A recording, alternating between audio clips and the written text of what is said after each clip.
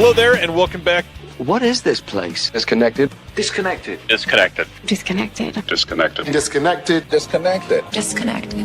Disconnected. Disconnected. Disconnected. Disconnected. Disconnected. Disconnected. I'm starting to feel disconnected. You have reached a number that has been disconnected. Hello there, and welcome back to another Thursday. Will is still getting ready. Welcome, everyone. We have a lot to talk about tonight. I don't think I've told Will this yet because I don't want to put him to sleep before we went live. But I believe we have set the record this week for the most amount of announcement posts that we have to cover. Isn't that exciting? Oh, shit. If my math was right, I think we're at like 118. We got so much to talk about tonight. It's been a busy week for physical media, for film, for Will and I. So much going on, and hence you still getting ready. How has the week been for you, sir? You know how it's been. It's been rough, man. It's been rough. But, like, others have it worse. Like the hashtag blessed type of rough? I'm just stressed. You know, I'm a broken man. I make everything bad that happens worse, and I can't hold on to what's good. You know? I don't know what that means, but all right. I'm working on a country song, I guess. Okay. Well, hopefully they don't get the dog. Oh, my God. You're probably going to hear in the background my lovely family rescued some kittens that, of course... Oh, I just heard it right as you said that. It sounded like a door creaking. Yeah, and me leaving. The thing is, I love cats so much, and I'm trying not to look at them. Right. If I do, I'll fall in love. And I get it is, you know, I just have a big heart, like any real pimp. You know what I mean? I see a helpless creature, and I just want to protect them. Yeah. That's all I'm trying to do, baby. Protect you. So, Speaking of protection, you know, I was going to get political right here at the top, but I've decided there's no point in politics anymore. We live in a society where grown men go to WNBA games and throw dildos at the players. That's what's happening in our country right now. That's what's happening in our country right now is that grown men have decided, you know what I'm going to do today? I'm going to buy a ticket to a WNBA game close enough for my throwing arm to get a dildo onto the court. That's the statement that these guys make. So I don't know what's crazier, the fact that that's happening, or that it's such a small deal that I have not even heard about that happening until just this moment. Oh, Google it, man. They're throwing dildos at them like there's no tomorrow. The funny thing is, based on a couple of the last visual essays that we've been working on, that would be one of the cleanest things in my search history if I had started Googling that right now. Now everybody's going to think we're working for Melusine. Oh, I wish. Hire us. How we all doing this week? Hope everything's I'm good. How you been? You working for the man? A little too much. Well, actually, she's a woman, and South Park really lampooned her this week. That's for sure. She don't call the shots, though. Let's cover a couple of the. She shoots the shots. Speaking of loving animals, a couple of the things in the comments. Josephine saying that she just watched Universal Soldier, Sergeant Rutledge, a little movie called Tamla 2010, Ipcris Nice. File, Pedicab Driver, Two Girls on the Street. Nice. Obviously, I've seen Tamla 2010. Great extras on that one. Universal Soldier. Run the series. Yeah, all of them. It's great. What else is there? Sergeant what? Sergeant Rutledge. Oh, hell yeah. Hell yeah. Pedicab Driver. Let's talk about Sergeant Rutledge. That's a favorite of mine. That sounds like a Will movie. Yes. Have you seen it? I have not. Woody Strode, man. I got actually an essay on Woody Strode coming out in a book I think it's coming out in December. It's called Comebacks: The Return of the Aging Star. It's a really cool collection of essays.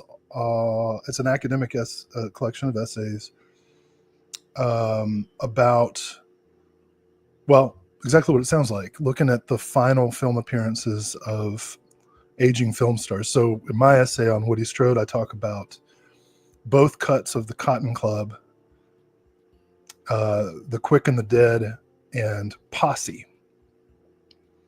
And I'm a big fan of Strode. I mean, I could go on for 45 minutes before we start these 118 announcements talking about Woody Strode. We always do. It's fine. But Sergeant Rutledge, his first big starring role for John Ford, and it's a really, really interesting movie. At first glance, you'll see like the white savior narrative, but watch it a couple times. There's a lot of really, really cool stuff in there. A couple things to shout out before we really start going into this. It is a couple important people's week. Silent Mandible in the chat. It's his birthday week. Happy birthday, Tyler. Jim Harwood. It's his birthday week. Turning the big 60 this week. Congrats. Woo! I don't think Jim has been back in the Discord in the last few days, but if you go back in there, you have been tagged to tell you happy birthday, about 48 times, and you even got a custom video for one of the other Discord members in there. Go check it out. What have you been watching this last month, Will? I have a feeling it's been a weird month for you. Most of it I can't talk about, but I'm really excited. Well, I'll tell you, one of the reasons I was late, or just on time, I should say, is because I just came from the movie theater. I actually went to the movie theater twice this week. No way. That pretty much equals my theater going of the entirety of 2024. Went twice this week. Just came back from attending with John Daly and some AMC Pass group chat that he's a part of. I don't know though. But we saw Weapons. You already saw Weapons. Nice. Saw Weapons. This is like the first week it's out too. That is kind of a record. Literally is tonight. Yeah. Yeah. So I went to see Weapons, and I enjoyed it. Did you see Barbarian? I like it more than Barbarian. I didn't super like Barbarian. I'll say this. The man loves doorways and corridors. We're big into and there's different kinds of directing doorways and corridors. You can be a John Ford door, or you can be a Dario Argento door. This guy's more along that line. Enjoyed it. It combined elements of Long Legs, Day of the Dead, and Raising Arizona. I'm so in. Direct visual quotes from all three of those. Yeah. Silent Mandible saying, I heard it's a Reaganite film. Is that true, Will? Is that like a kind of luggage?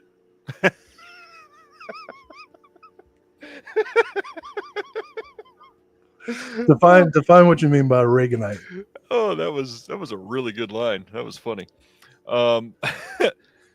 I guess I should have put up the spoiler background for Sibner, but hey, you can come back now, Sib.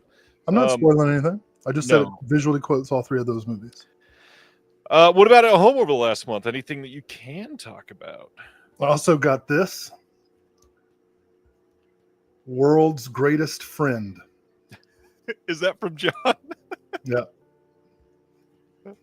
Oh, John. The other thing that I saw in the theater this week was Sunset Boulevard, which of course 75th. I'd never seen in a theater before. And I walked in, and it was just one old man. Saw it on opening night himself. I said, well, at least two of us know what a good movie is. And he goes, uh-huh. And I got the feeling he doesn't get to talk much to people anymore these days. So the whole time I'm watching the movie, I'm also thinking of like that John Prine song, Hello in There, And we got to the end, and he's getting up, and I said, "Oh, that was terrific, wasn't it terrific?" And he's like, "Oh, they don't make them like that anymore. It's true what they say." And I thought about asking him about himself, but I just walked out. You open the dam, and it just gushes out. You know what I mean? I do. Yeah. So, but Sunset Boulevard, I hadn't seen it in probably a decade, and God, you forget movies can be that good. Eric von Stroheim and Gloria Swanson are just so great. Holden is great. Billy Wilder's direction, it's the tits. Also watched Slasher Size.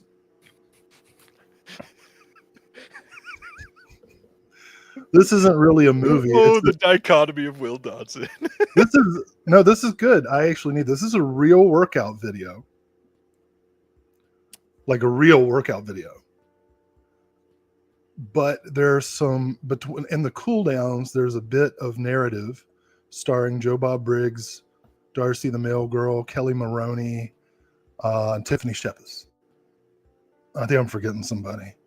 But anyway, Slasher Size was interesting, entertaining. Volume 1, so there's a threat of a sequel. So I checked that out. Oh man, that was so perfect. What else did I watch? Oh, okay. Yeah, I've had a weird month. So let me be clear here. I cannot say most of what I watched this month because we had a really busy month. But what I watched on the side. So first of all, I'm not ashamed. Okay, I did it. I knew what it was going to be, and it was that and worse. Mm-hmm. Happy Gilmore 2. I did it. And if you're thinking about it, if you're on the fence, don't do it. Adam Sandler looks at you while he's pissing on the ashes of the movie you thought was funny 20, 30 years ago. But here's the thing.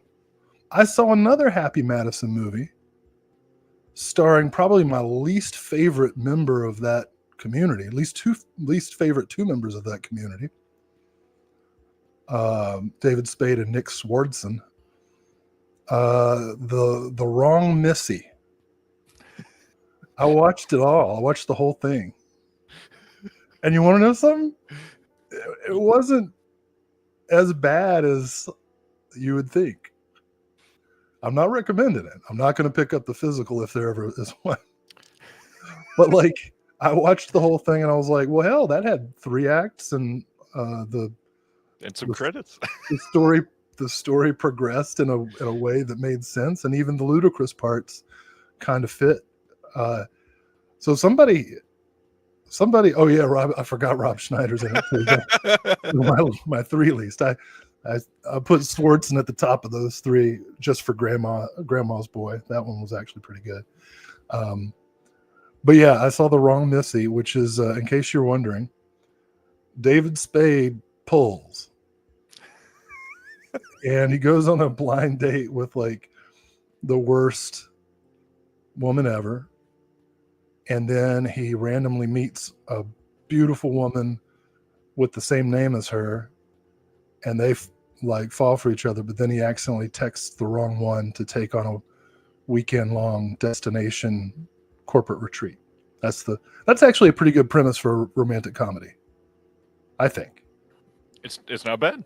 Right? The wrong person accidentally in the wrong place, and you've got to pretend. Like that's a solid premise.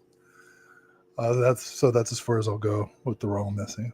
What else did I watch? I watched the entirety of The Wheel of Time just because one actor that I like is in one episode. And that was hard.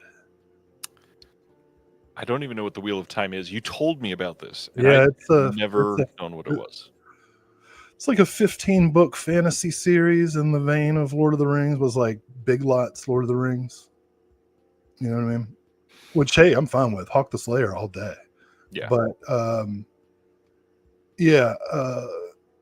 it's not great. And worse of all, it ends on a cliffhanger and Amazon canceled it. So now I'm like, Well, what happens? I watched another TV show, Landman, with Billy Bob Thornton and Ali Larder. It was all right. Yeah, see, Colton, he gets it. Yes. Yeah. I'm not, let me be clear. When I say it's like a Big Lots Lord of the Rings, that's just descriptive. I enjoyed the premise, and much of the runtime of the series was kind of intriguing. So I'm not saying I hated Wheel of Time. I'm just saying that was a lot of hours for me to spend to get to one episode with an actor I liked. Yeah. So that's all I'll say about that. What you been looking at, fella? Last weekend in the theater, In the theater. checked out. I'm gonna quickly cover the two that most people probably watched if you went to the theater this week. The Naked Gun, the new one. I thought it was quite good. There's a couple jokes that land very well, and I will remember for a long, long time. I went with my buddy KB, and we had a grand old time watching this one. It was good. It was very well made. I think the cast was terrific. I really don't have too many complaints. It was very funny. I liked it a lot. The other one, Together. This is the Dave Franco, Alison Brie body horror codependency film. I walked away feeling like I liked it a lot, and thinking about it since then, I think my immediate high for the film has gone down a little bit. But overall, acted very well. They're incredibly. I mean, obviously they're married, so the chemistry is perfect. The body horror was pretty good. I think that they kind of held back a little bit in one or two scenes maybe, but for the most part it delivered pretty good. There's even one scene that reminded me of some stuff from last year's Substance that everybody was amazed that they went as far as they did.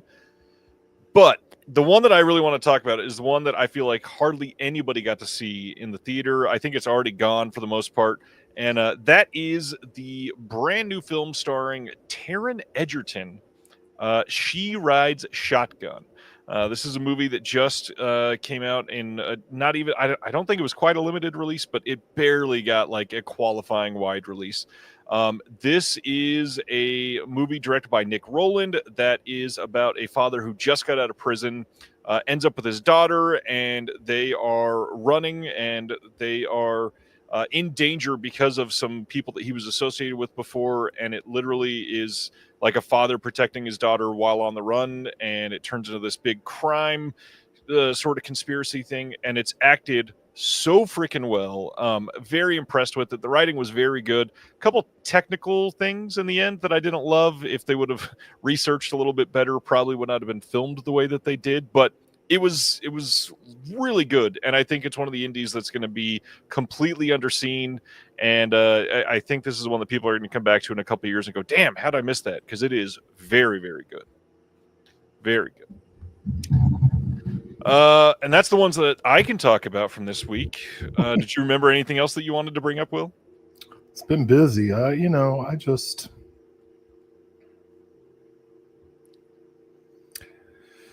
Yeah, yeah. Yeah, I read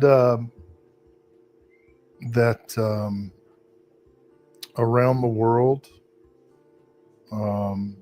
higher percentages of people are reporting feelings of optimism and feeling like they're thriving. But several countries have precipitously dropped in feelings of thriving. The United States, Canada, New Zealand. Stan, I never not notice you. I love you. I love you, Stan. Can't wait to talk to you as soon as possible about some stuff. I'll leave it cryptic. And so, the hope is that things are going to level out. You know what I mean? Yeah. That like, okay, maybe our time of thriving has gone, but can we get to some stability? I'm about to start a new position at the University, just as a straight up lecturer, the lowliest of the professor class, but far less administrative intense duties. So I'm pretty Pleased about that. I got a lot to be happy about. What were you even asking? More stuff that we watched? I don't know. Did you remember something? Because it sounded like you might have more. I watched the first episode of South Park. I think I've seen since maybe season 7 or 8, and I've never like had anything bad to say about South Park. I think South Park is great and fine, but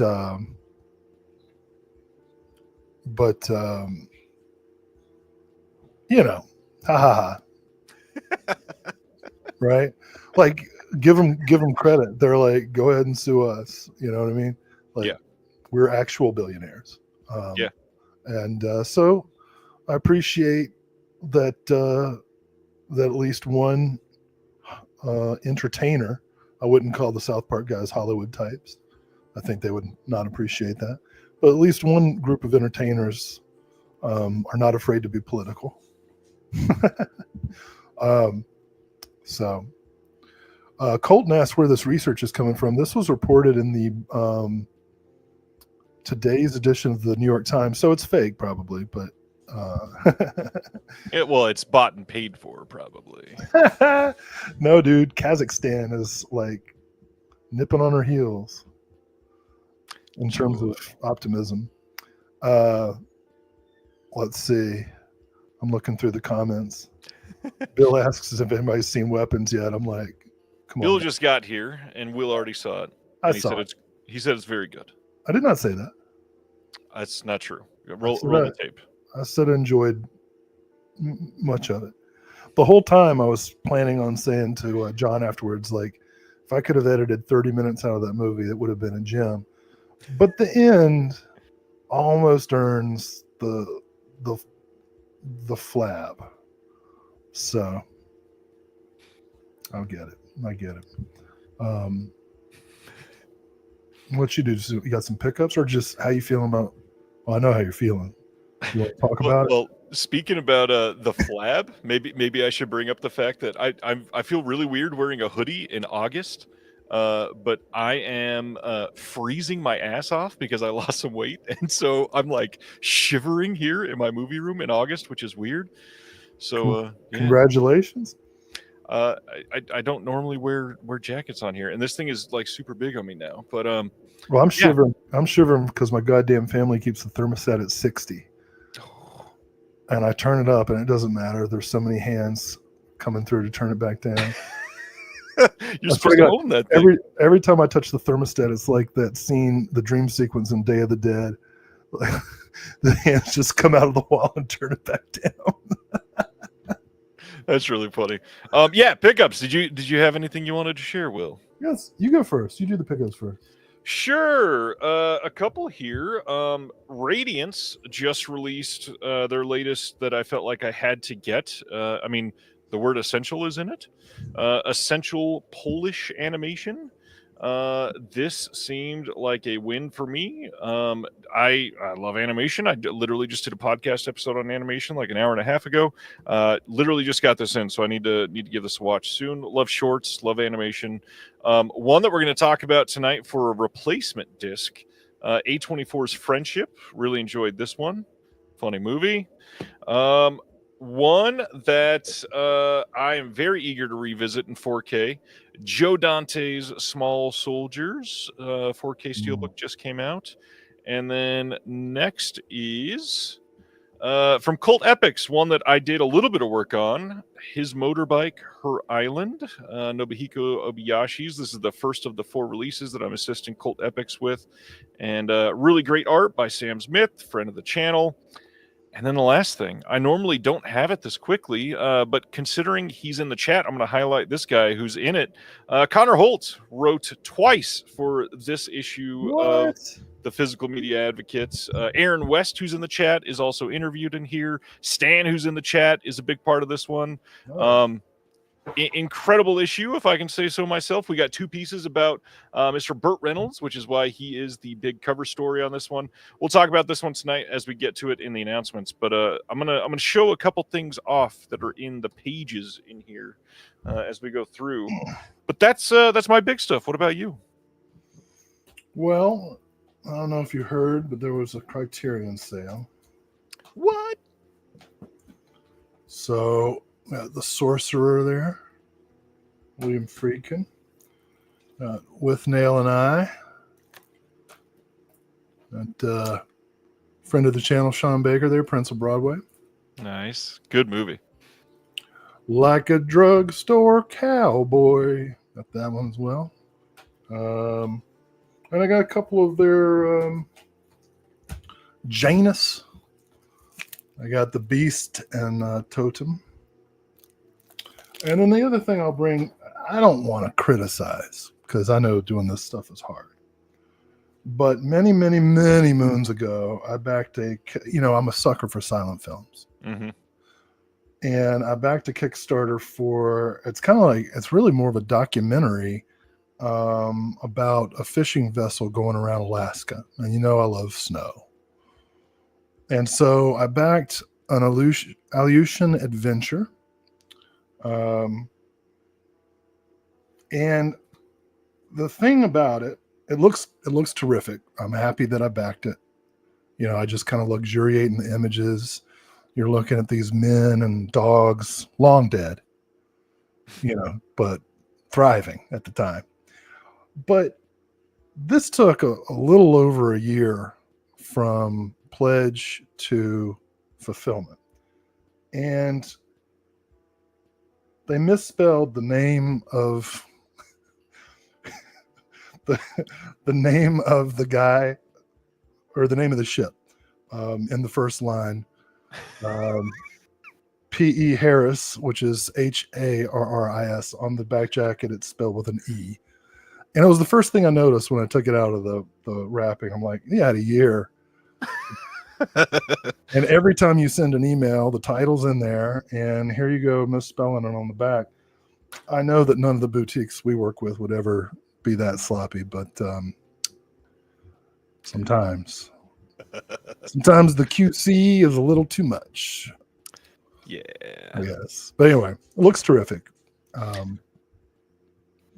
God, I wish David Dakota had a film released by the Criterion Janus line. He'd be more likely to have Altered Innocence's Anus line, though. Yep. I think. It's true. We get to talk about Altered Innocence tonight. Oh, man. And people are, Stan and Julius saw Kiyoshi Kurosawa's Cloud. I want to see that so bad. It's only playing in one theater in North Carolina. And I won't name the theater because I hate it. It's an art house theater that and I've been there 3 times. I went to see Phantasm restored. I went to see Nick Cave's one more time with Feeling. What was the other thing I went to see? Oh, something or other. But their screen is like barely bigger than like $100 TV you can get at Walmart. I'm exaggerating, but only slightly. Like if I'm going to drive, I'd drive more than an hour to get to this theater, and then show up and you're going to have a screen like somebody's living room. Like all I have to do is make friends with somebody with an actual job, and I can see a screen bigger than that at their house that they own with their own money. Speaking of naming a theater in North Carolina, you got anything you want to talk about? Oh yeah, I do. Hey everyone. At a different theater, not the one I was just talking about, at the Cary Theater. If you're in North Carolina, next Wednesday, August the 13th at 7 p.m., the Cary Theater will be screening Jess Franco's Count Dracula, introduced by me. This is the first of 2 Franco-Mania screenings sponsored by Severin Films. I'm very happy that the Cary Theater allowed us to do Count Dracula. That's on the 13th. And then on the 18th, the Alamo in Raleigh is showing Bloody Moon. So you can see 2 Just Franco movies in the theaters this month. These are the first 2 Franco-Mania screenings in North Carolina. Mine's first. If I may be able to gush for a moment, I think it is remarkable that just literally 2 years ago now, we were dreaming about some of these things, and you were talking about Franco releases on this very show a handful of times a year, talking about how amazing Jess Franco is. And now, in 2025, you are introducing Jess Franco films at a local art house theater that you respect, and I do doing respect. that on behalf of Severin Films. Like, isn't that fucking amazing? I am besmirching their dignity by being a part of them, but yeah, the Care Theater is amazing. Really happy to be involved with that, and we've got what, 2 Jess Franco films have been announced so far this year. Hopefully a third. Well, there was 3, and we'll talk about that now, because it was Doriana Gray was the third one. Oh yeah. Let's talk about this. There is something very fucking weird going on with Delirium Home Video. Oh, is there 17-year-olds present? Sorry. 18 now. So randomly, it appears that the Delirium home video releases that have been announced have all been, at this point, quietly canceled. So far, the first 2 have shipped out, and I have the first 2 in my hand. But Delirium home video is not releasing Doriana Gray as they already announced. Something else is going to be happening. Jesse from Diabolic and Orbit have both confirmed that they are holding the titles that they have, and that the releases have officially been canceled. So we don't know what exactly is going on, but what Jesse is saying about it online is that they are canceling the releases, and they are soliciting a different way to sell these in the near future. I don't know what that means, even from like a legal standpoint. I don't understand anything you've said in the last 2 minutes. Right? I did not mean to take you off guard. I thought you may have heard about that. But yeah, Delirium home video, it appears, is not going to be a thing in this way, at least. What started weird is because a lot of people started getting these releases without their slipcovers, and so people are going to complain, because that's all that buy physical media nowadays is slipcover worshippers. And I want you to stop talking about it. It hurts what you're saying. I'm confused. There was an announcement, and now it's gone. It is gone. And Full Moon's not releasing stuff through Delirium anymore. Correct. At this point. And where are you getting this? Because you said just what did Vinegar Syndrome announce this week? A whole lot of stuff. But yeah, let's just. Are you in a bad mood? I'm sorry. Well, and then somebody called me the Lou Gehrig of YouTube, and I'm like, shit. Are we going to name a disease after you? I'm dying over here. Chris, well, some people are asking, so Delirium is done before it started. Technically, no. I have 2 of their releases here, so kind of. Voodoo Passion. Also, we don't know for sure if they're done. You're just talking a bunch of lies. You say words. We don't know yet if they're done. They might just be doing something differently. And what it feels like to me, if I can speculate, it feels like they didn't sell the way that they wanted to, and so they're going to switch some stuff off. We're not sure yet. We got to wait until they say something publicly. Delirium has literally said nothing about it yet, which really sucks. Yeah, well, when I hear a rumor, I like to go to the person themselves and say, "Hey, Delirium, word on the street. Would you care?" But I'm not going to believe it until I hear it from. Well, I'm so sorry that I don't have a Warner Brothers insider calling me on a cell phone that I hold up to microphones, and people think that that's the truth because another YouTuber said it this week. The hell are you talking about? A bunch of people in the chat are going to laugh at that because it is the drama of the week that did not need to be happening. I want to hear about anyways. That. Salmonella says Lou Gehrig was the Iron Horse. I'm more like the Iron Lung. Oh man, I saw that joke coming from like 4 years away, and I just liked it. Speaking of 4 years away, I hope we get some more Jess Franco announcements this year. Me too. I just don't want to. So are you talking about anything breakfast related? Is that what's happening? No, that's different person. Now I'm so confused. That's a different phone. Oh, so there's another YouTuber who was trying to answer questions about the Nightmare on Elm Street Steelbook collection before it was officially announced by Warner Brothers, and he essentially came out and said a Warner Brothers insider is on the phone, and that we're just supposed to take him at his word. And he held it up to the microphone, and everybody is defending him like it's real journalism online. And I don't understand how we're stooping to that level, that people think that that's just because somebody says that it has to be real. All right, you got me. Okay. It was me. I was the insider. I mean, it doesn't make sense. Instead of WB, you're WD. Yeah. Just here, close your eyes and see if you can recognize the voice. Yeah, see? Nightmare on Elm Street. Yeah. Spot on. 4K, yeah. Hey, do you want to talk about 120 different announcements?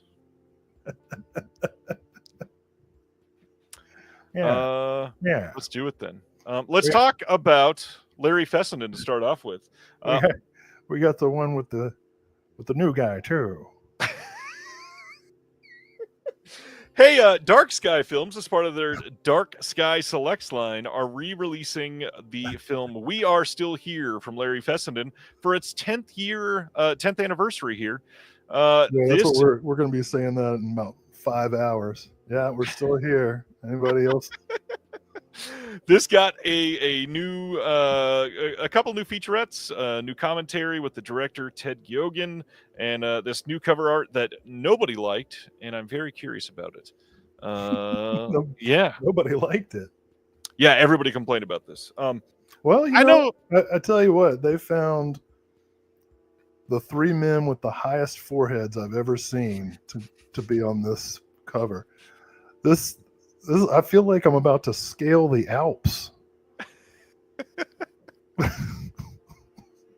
I'm Hannibal over here, trying to get to the heights. Well, let's keep going then. Hey, I've heard of this movie before. Imprint last Thursday during the show announced this 4K release of Tobe Hooper's Life Force from 1985. This is a huge release of this film. It's got a full-color matte laminated 27x40 folded print of the original Life Force poster with double-sided printing of the alternate title Space Vampires. It's got a repro of the original press kit, repro of the original lobby cards, repro of the Australian daybill, reprint of the script, a 3D lenticular hard case with all 4 discs. And they've got the international cut, the theatrical cut, both on 4K UHD, and then the international cut and theatrical cut on Blu-ray. No new extras, which is perplexing when they are charging $130 for this release. I know quite a few people who would like to contribute to that. I know quite a few people that would have been really good at contributing to this. You know what? I'm going to create a new subgenre of metal called lenticular metal. Okay. And it's going to be very technical. Okay. It'll have a lot of solid riffing with angular solos. All right. Here we go. Next up, September 22nd on Blu-ray in the UK from Final Cut Entertainment is Up the Junction from 1968. I genuinely wanted to know, Will, have you seen this one? I am holding back all of the dirty jokes. No, I've never seen this one, but I like the look of it. I genuinely want to know if it's good. We got Susie Kendall, Dennis Waterman in this. I've heard it is pretty good. Going to our next one is the film Hotel Rwanda, getting a September 16th Blu-ray media book and standard in the U.S. here from Cape Light and MPI Home Video. There's not going to be any new extras on this thing, but it will have one of the booklets in the middle because it is going to be one of their media book releases. They don't do many of these in the U.S., so it's kind of cool to see them doing more of those. I feel like this is an interesting title to go with that. But hey, more people seeing it. Yeah, more people are concerned about the packaging than the genocide itself. But, it's a good introduction. All right. Speaking of Kickstarters, because you just mentioned one a few minutes Yeah, ago, I'm looking at this one. Oh man, I want to support it. Redwood Creek Okay. Films launching a Kickstarter for 1925's Machiste in Hell. This one is directed by Guido Brignone, and this stands as a unique and ambitious work in the canon of silent cinema. This is part of a larger Machiste series, a collection of Italian films centered on the eponymous. Never mind. I'm just going to skip over that word because Eponymous. I'm exhausted right now. Strongman character originally introduced in Giovanni Pastrone's 1914 epic Cabiria. They've got a lot of information on what they're doing for the scan and some of the extras and all that. So when you go to check Yeah, this out, read the whole page because there's a lot of terrific. information there. Really looks terrific. I hope to be able to support it. I think it's amazing that in 2025 we're getting anything that says 100th anniversary limited edition on it, and that's really freaking cool. It's getting that way. Yeah, I've backed almost all of Redwood's silent films, and I've been happy with. I've gotten the Blu-rays each time, and I've been really happy with the way they've looked. Nice. They do pretty good work. I think I've got one or two of them at the very least. Did you ever get the I don't remember the title.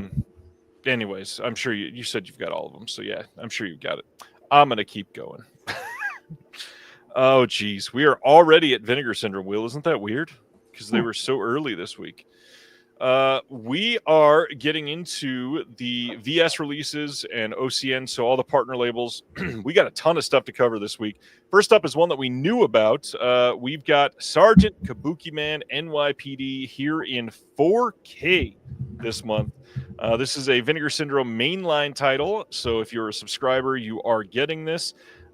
This is a 3-disc set, newly scanned and restored in 4K from the OCN, presented with both the uncensored R-rated director's cut and then the PG-13 cut is on Blu-ray only as well.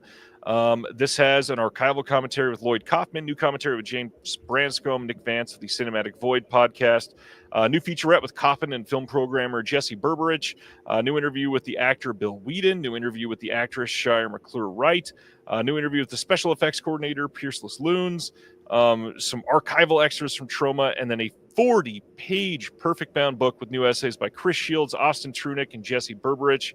One thing I do want to point out, they have a 24-minute The Dick Cavett Show in 1989, an interview with Lloyd Kaufman. I love when we get releases with stuff like that, and we are archiving more media than just the film and some of the new extras. Thoughts on Kabuki Man, Will? Yeah, I'm glad that this is coming out. I hope people get. I feel like Kabuki Man never got the. I mean, obviously he's not Toxic Avenger level, but never got quite the popularity that that is warranted. I think the satire and in this film worked pretty well.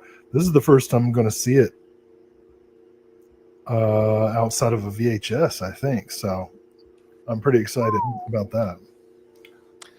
Luxuriate in the cinematic compositions. Jack is asking if, or let's see, we had a couple of people asking about the Refuse Films release over in the UK. And Jack is saying, isn't the Refuse release standard blue? And it is standard blue. However, the Refuse release has all kinds of extras on it that the VS release does not have. So this is kind of similar to what they did last year. So you may want to check out both if you really love this movie. But this is one of those movies that I definitely recommend checking out before you blind buy 2 releases of this film, because you probably don't need 2 releases of this movie. I don't know. Let's keep going. As if we had not talked about. Go ahead. If you got the money and the space, get all the editions. Yes. If you have not talked about Larry Fessenden enough tonight, which who has, because I adore Larry Fessenden stuff, the VC Mainline is getting a 4K double feature release of Habit and No Telling. Will, you were not on my episode with Zach Bryant when we covered all of the Larry Fessenden films. What are your thoughts on some of these early Fessenden movies? Oh, Habit's really good. I'm a big fan of Wendigo, which I guess is going to be probably volume 2 or 3. Yeah, this is great. I mean, I'm all for Fessenden love. Me too. True independent. Just as I speculated last month during the VS subscriber week, the 2 films that we got revealed are 2 from this Scream Factory box set that have been upgraded to 4K. The other 2 in this box set are Wendigo and The Last Winter. So just the logic in me is guessing that those are going to be the next 2, because they said that they've got a double feature coming next month on 4K as well. This set has a 40-page perfect bound book with the essays by Mallory Andrews, Justine Smith, and Isaac Feldberg. This is a 2-disc 4K set and a Region A Blu-ray, which means both films are on one 4K. Both films are on one Blu-ray. This is going to have new commentaries, behind-the-scenes footage, archival extras. I just said that, and I shouldn't have. Each film gets two disc, a 4K to Blu-ray. Should have been remembering, and I did not. I apologize. But the big thing that I really want to point out here is we are getting short films on here that I did not expect to be getting.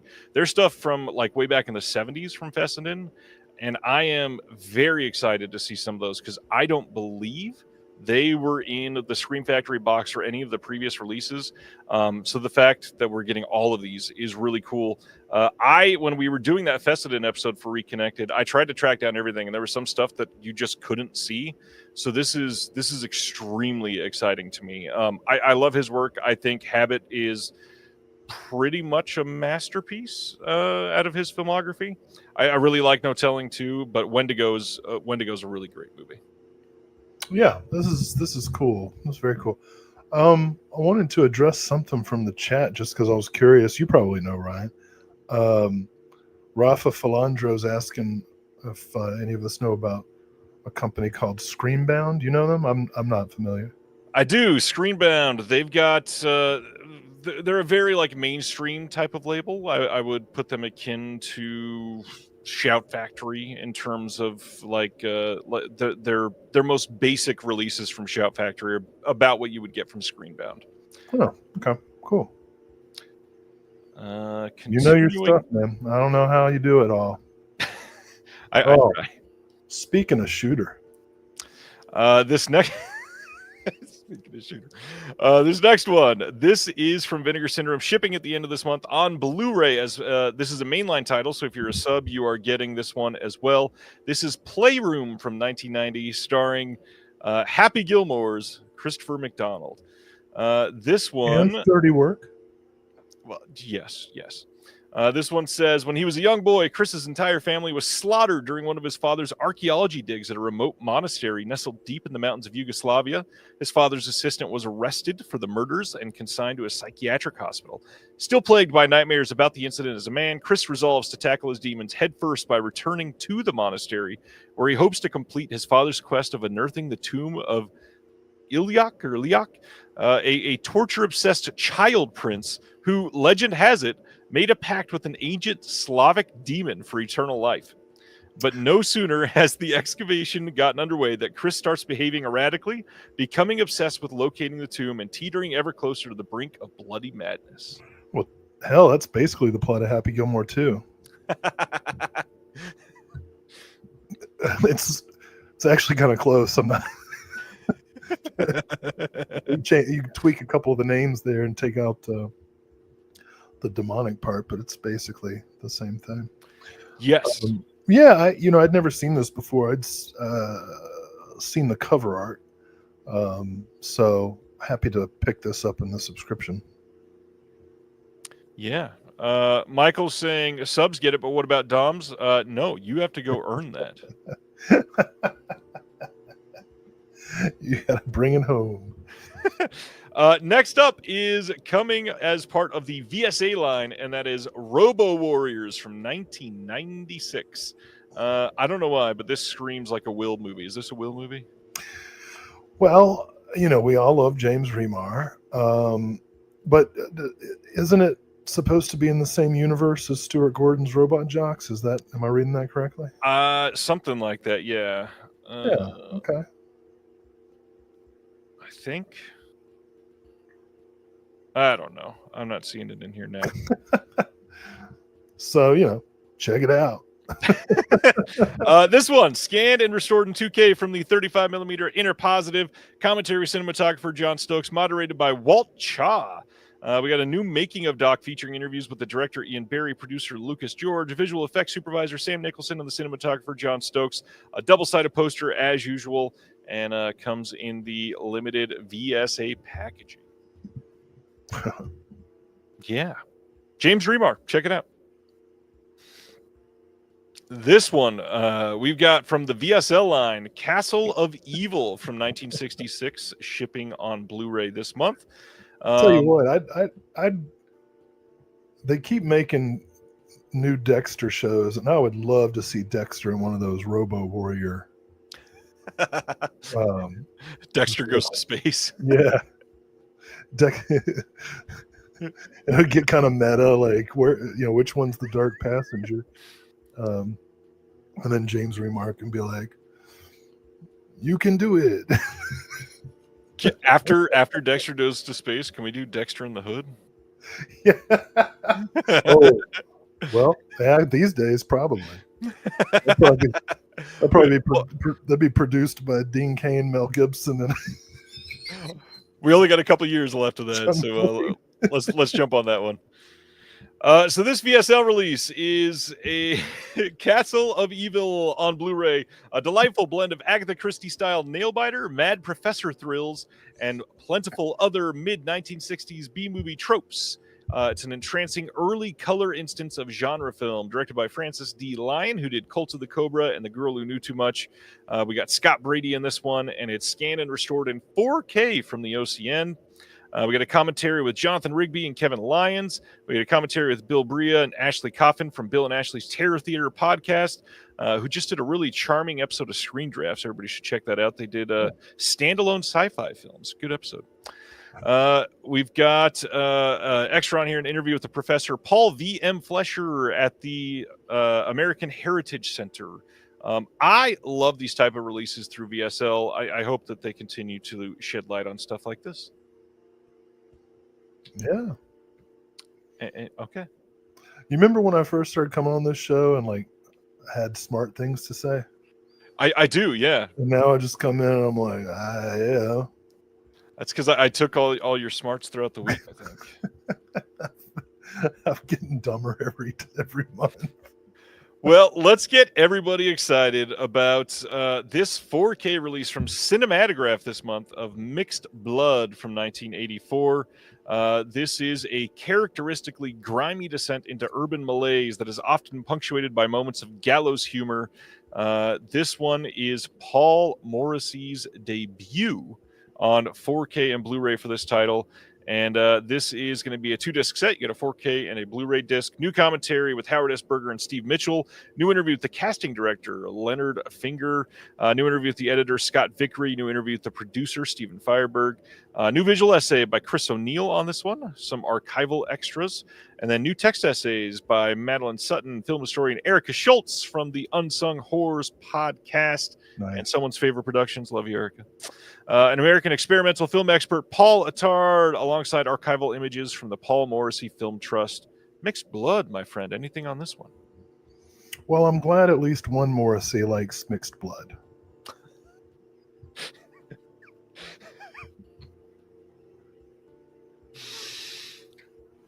William Jeffrey Dodson. That was really good.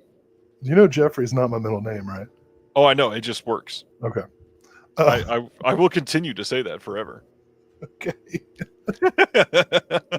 Yeah, this is pretty exciting. I also want to say to Ronnie in the chat, my God, I miss the old CW too. Yeah, this is one I haven't seen before. This, I like most of the Cinematographe output so far. The extra cost for the packaging is starting to pinch, though. Well, speaking of that, Tyler wants to know, I'm behind on Cinematographe. Isn't each release a limited run? Yes, they are limited, but much to the chagrin of Justin Liberty, most of them have not sold out yet. So you can probably Wait for hold the off on sales. some of them. I mean, I don't know about necessarily waiting until the sale, but you can at least wait a little bit and see how long they're going to be able to last. I would love to see some of these do better, and if we keep getting titles like this, like I guarantee this one is probably selling better than at least half of the Cinematographs have so far. So, Well, you know, as far as I'm concerned, I want for the good of all these labels, I want everything to sell out except for the titles that I want until I get my copy. of course, yeah. I think we all pretty much feel that way. So I hope sales are robust, but I do hope I get a copy. as well. Yeah. This looks like a fun release and definitely one that I will be checking out. I like the controversy that's been stirred over the Morrissey joke. That's funny. It was really good. It was really good. I don't know. I had some stuff I would have canceled myself for last month, but our next Cinematograph release, because we get 2 this month, is The Woman Chaser. You can't even do that anymore, man. This one is a Blu-ray release, and just so everybody knows that there was a bundle with the book for this one, for The Woman Chaser. The book is available on Amazon, so don't feel like you missed out on anything. If you want the book, you can still go check that out. This is starring Patrick Warburton and is a really interesting story about how it was filmed. It's got striking 35 millimeter photography. It was shot in color, but then lit and graded for black and white. And that was done by 6-time Emmy nominee Kramer Morgenthau, who is working on Game of Thrones, Creed 2 and 3. This was often overlooked entry into the tail end of the American indie boom. It was never before released on disc and not seen uncut since its New York Film Festival premiere in 1999. This is a pretty damn cool release from them. Really excited about this. One thing before I go into the extras, Vinegar Syndrome put up a video with the one and only Mr. Oscar Bescher talking about film and being shot in black and white, what it looks like, and what they had to do for this film. And it's a really interesting video. It's only about 7 minutes. Strongly recommend it. If you go to the product page for The Woman Chaser, it's linked there at the bottom. So go put that in your watch later playlist so that you can check it out, because it's worth a watch for sure. You'll learn something. This is coming with a full-length alternate version of the film that is presented in color as it was shot. There's a new commentary with the writer-director Robinson DeVore, moderated by Justin Liberty himself. There is a new commentary with film noir historians Elaine Silver and Christopher Coppola. New interview with the actor Patrick Warburton. They went and got Warburton himself for a brand new interview. That's really cool. New interview with the producer Joe McSpadden, and then new text essays by Glenn Kenny, writer and podcaster Chris Cabin, and crime author Jesse Sublett. This looks like a really fun release. I'm in it just for the new interview with Warburton. I wonder what he's like. Yeah. I've only ever seen his Seinfeld style character, Scream 3, that kind of stuff. So Cine Journeys writes, I hope Will isn't chasing a woman. My God, never. That ship sailed long ago. Are you saying those are the only things that you've seen Patrick Warburton in? I think so. Was there something else that I don't remember? The Tick TV show? Oh, yeah. I saw The Tick. He's Joe Swanson on Family Guy. He's Emperor's New Groove. No, I've never seen Emperor's New Groove. I'm an adult. You were quite young when that came out. You were maybe 32. I'm like 12 years old. 32. Yeah, that's right. I was about 32 when it came out. And I didn't have kids yet, so. I love that you were just continuing to go and then you heard the number I said.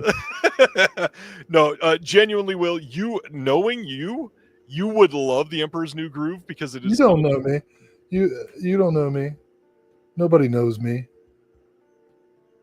I'm an enigma wrapped inside of a black plastic bag that is blowing in the wind, recorded by some emo kid trying to impress an underage girl who shouldn't be in that movie.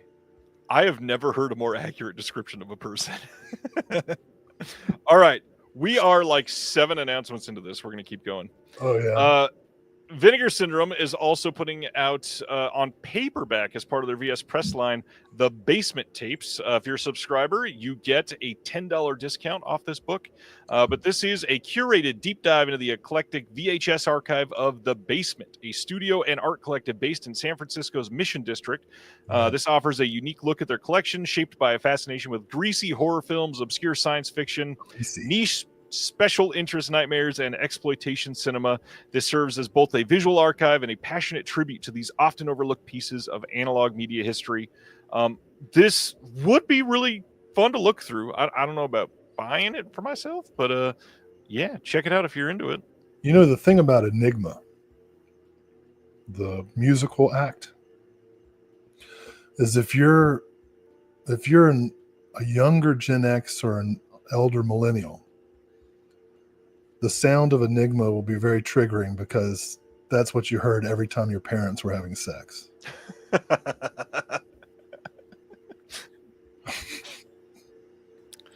Wow. I don't even know what to say to that. New merch was put up this week as well. We've got I play Fugazi. It's an easier tempo for you to keep up with.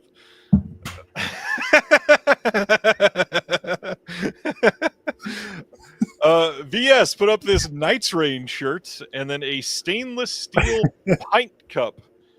That is the Vinegar Syndrome merch for the month. And if that's not pretty jarring when you look at this, I'm kind of shocked, because Cinematographe for merch this month put up this Camera is an Eye shirt that has an Orson Welles quote on the back.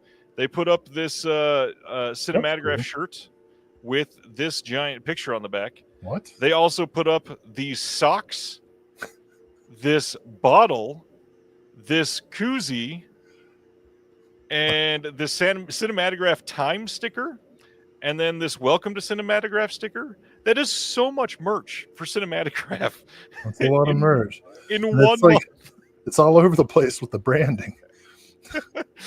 Interesting. It's so much. Yes. Some of these images are disturbing. Oh, man. Yeah, there's a lot there. Eric says, is the Orson Welles quote something about frozen peas? It says, a film is never really good unless the camera is an eye in the head of a poet. All right. Moving right along. Cinematographe also, if that's not enough, is starting a paperback line that they are calling the This is Cinematographe, a Journal of American Cinema. This is the summer 2025 journal. This is the inaugural issue, and it is a new journal dedicated to American cinema. It's edited by Justin LaLiberty. This premiere edition features Mitchell Beaupre from Letterboxd, exploring the cinematic legacy of rebellious youth in film. Acclaimed critic Bill Gabiri sits down with the director and cinematographer Ernest Dickerson for an in-depth interview, while Robert Daniels revisits Girl 6, shining a spotlight on what he calls Spike Lee's overlooked masterpiece. Also featured a curated new Hollywood film list from Justin LaLiberty and Richard Brody. It's complemented by new artwork by Johnny Ryan and comic on McCabe and Mrs. Miller from Nathan Gilgood. There is a lot there. What a great idea to launch a physical magazine devoted to essays exploring the depths of American cinema. I think that's really exciting. No, actually, I am super happy because, back in the day when I was first getting into film, I could subscribe to like 10 different magazines and journals. And now, there's still, most of them are still in existence, but you can only get them like in e-versions, and you have to go through a library and some cumbersome download process. And I love the fact that I can still subscribe to, Cineast and magazines like that. And what is that called? You're such a great promoter. The Advocate, the Physical Media Advocate. And now we get this Journal of American Cinema. I think that's great. I hope that does well. I'm sure it will. I hope places sell, both magazines in retail. I think that would be really cool. All right. KB is correct. There's still there's so much, so many great Girl Six for starters, but there's still so many great Spike Lee movies that haven't been, especially documentaries, that have not been released properly. I hope it happens in my lifetime. Stan, this is Cinematographe. You can order from vinegarsyndrome.com on the homepage right this moment. And next up is all the partner label releases. We got a lot to go through tonight, tons of releases. First up is the first of 2 releases from Connie this month, and that is Bona. This is from 1980, coming on 4K from Connie. This also had a bundle with a book available. The bundle sold out again very, very quickly, just like the Woman Chaser that we were just talking about. But this one is also available on Amazon, so you can go check that out if you're after the book. Don't feel like you missed out on anything necessarily. This is a I never remember Lino Bracca. It's the same guy that did Cain and Abel that Connie previously released. That was not a word. Released. This is supposed to be great. Glad this is getting a nice 4K release. This is Connie's first 4K release. That's a big deal. Lino Bracca is the one who wishes that your first child be a very masculine child. Right? I'm not sure. Oh, Kanan, got it. No, you don't got it. Maybe not. Okay. Whatever. Okay. Move on. Hey, this is definite. We don't even need to get into it. This is definite. Okay. Everybody has to get this, says Will, so good luck. There's a new interview on here with the actor. You've got new interview with the assistant director. There's a bonus short film on here called Superfan. That's pretty cool, from 2009. Q&A with Alan Brock at the Academy Museum of Motion Pictures from 2024. Check it out. Next is Breaking the Girls. This is from IFC Films. Not one that I had heard much about before. This is the story of a university student named Sarah who, when slandered by a hostile classmate, is befriended by the manipulative Alex, who proposes the perfect, untraceable crime to kill each other's arch enemies. When Alex actually goes through with it, Sarah finds herself being framed for murder. This has new audio commentary with Jamie Babbitt, new video interview with the director, Jamie Babbitt, some archival extras on here, and then a booklet with new writing by Katie Hagen. Have you seen this one, Will? It's from 2012? No. That's a Chili Pepper song, isn't it? If it is, that's too bad. I feel like Kane gets a bad rap just for being a vegetarian.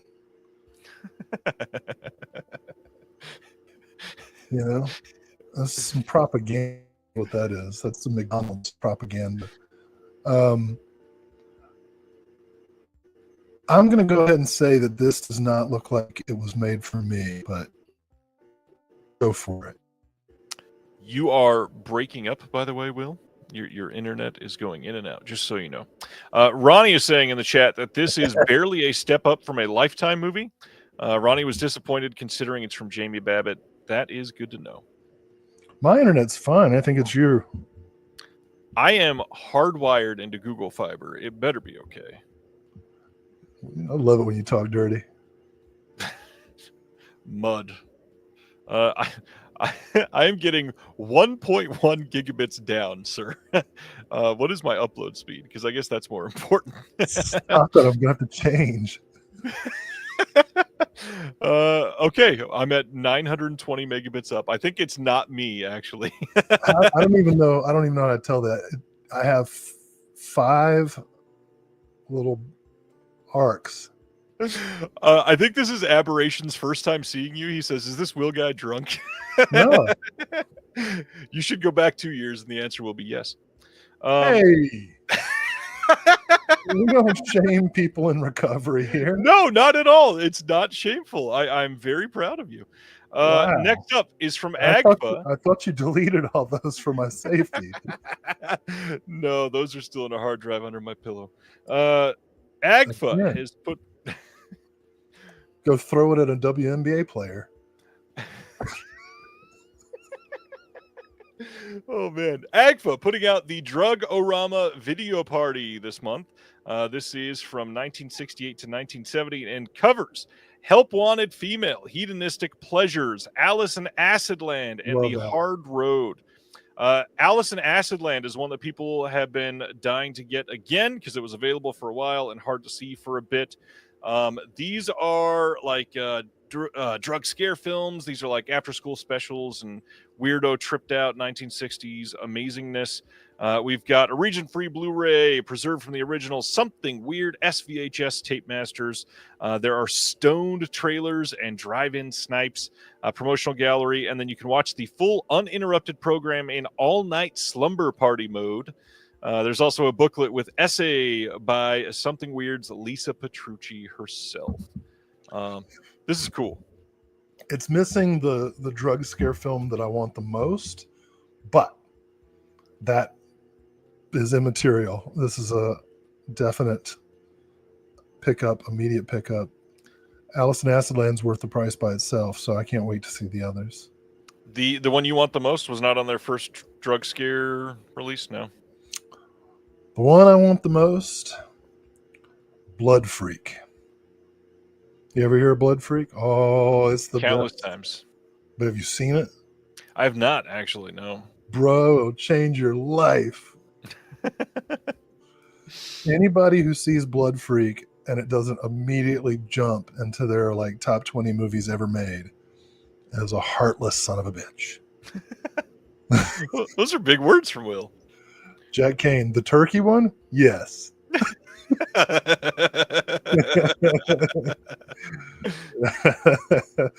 Yeah, Blood Freak along with the Trauma Distributed Merchants of Death. Those are like my two, and Three on a Meat Hook by William Girdler.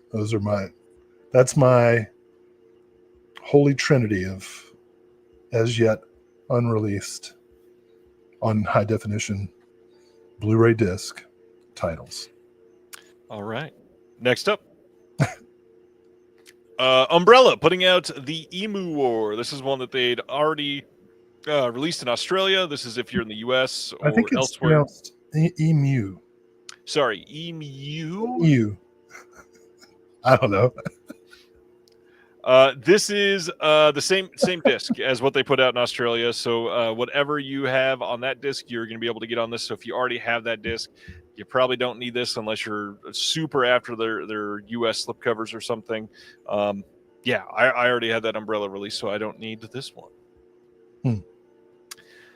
This is the one that I am very excited for. Connie, their second title is Freeze Me from 2000.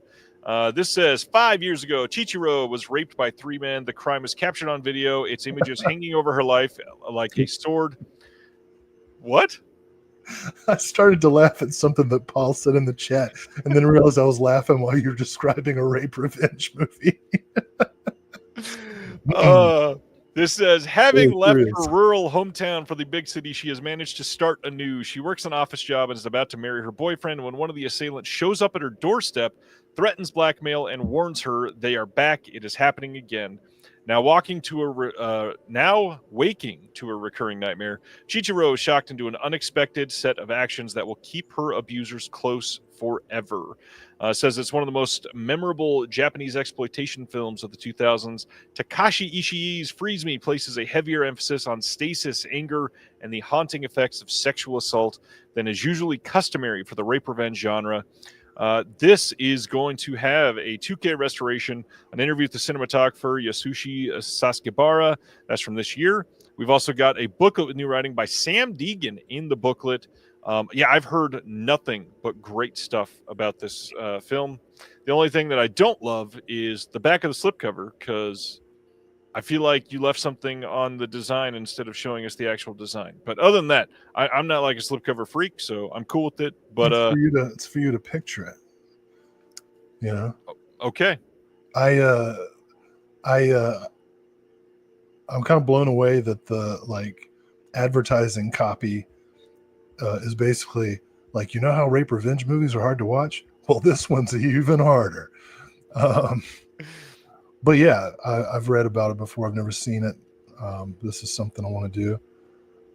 Also want to say thanks to Paul for acknowledging my attempt at cultural authenticity. It is, in fact, pronounced emu. When you're Australian. Well, and emus are Australian. Not all of them. There's one at the zoo here in Kansas City. One in the zoo. I bet it's happy. Like, oh boy. Never mind. All the zoos in the US of A, I get the Kansas City special. It wakes up every day and its enclosure is like, wonder what I'm going to see today. Bunch of fucking pasty white people eating cotton candy and gawking at me. Fuck this. Yikes. Next title is from Film Movement. That's why we had the war in the first place. The war is coming to us. Brendan says they have emu farms in Vermont. I expect those communists would have that. Oh man. All right. Next up is from Film Movement, and it is the Gulspang Miracle. Captain Linguistics. Is that Gulspang or is it Gulspang? Spang. Spang? Not Spang. It's not German. Gulspang. The Gulspang Miracle. Miracle. Miracle. This is from 2023, and it is a Region A locked Blu-ray. We got an interview with the director and a 16-page booklet with an essay by Sarah Clements. Wow. Let's keep going. The next one, this is from Film Movement as well. This is My Love, Don't Cross That River from 2014. Incredible art on this one by Elizabeth Yu. This says a blockbuster in its native Korea, where it would go on to become the country's most successful film of all time. My Love, Don't Cross That River presents an unforgettable story of true love that transcends both generations and cultures. This one has deleted scenes in a 16-page booklet with an essay by Justine Smith. What is so funny? Ronnie's saying that we're still about last Friday. Yeah, this is still announcement stuff from last Friday. We've only been doing this for 80 minutes. We're good. We got to get to the BFI costume dramas. That everybody's excited about. You know? It's like, ooh, I can't wait to watch 3 hours of waltzing. I just love that this is a blockbuster. I wish we had blockbusters like that. I'm very curious about that. Yeah. Like the action is, will she cross? All building up. Well, the next one from Film Movement is another exciting one. This is from it ends on a cliffhanger. She's just standing at the edge, and we got to wait for "Don't Cross That River" end game. The team up movie. Oh, Will. I love Conqueror, man. That's a great movie. So you'll cry. You'll cry on Pele the Conqueror, man. Pele the Conqueror from 1987 is the next Film Movement title. Another great cover art by friend of the channel, Sam Smith. This one is directed by Billy August, which we're also going to be talking about more later tonight. We got a commentary by Peter Cowie on this one, essay by Terrence Rafferty, and this looks like a solid release. I'll tell you what, Sam. Slip with me. You're all I need. I love this stuff. That was terrible, but you get it. It was funny. I was gonna reach. Hey, designs. I love this movie about us. I'm not gonna sing it. The next one is from Music Box Films, and it is Just the Two of Us from 2023. Yeah. This one says, when Blanche meets the charismatic Gregor.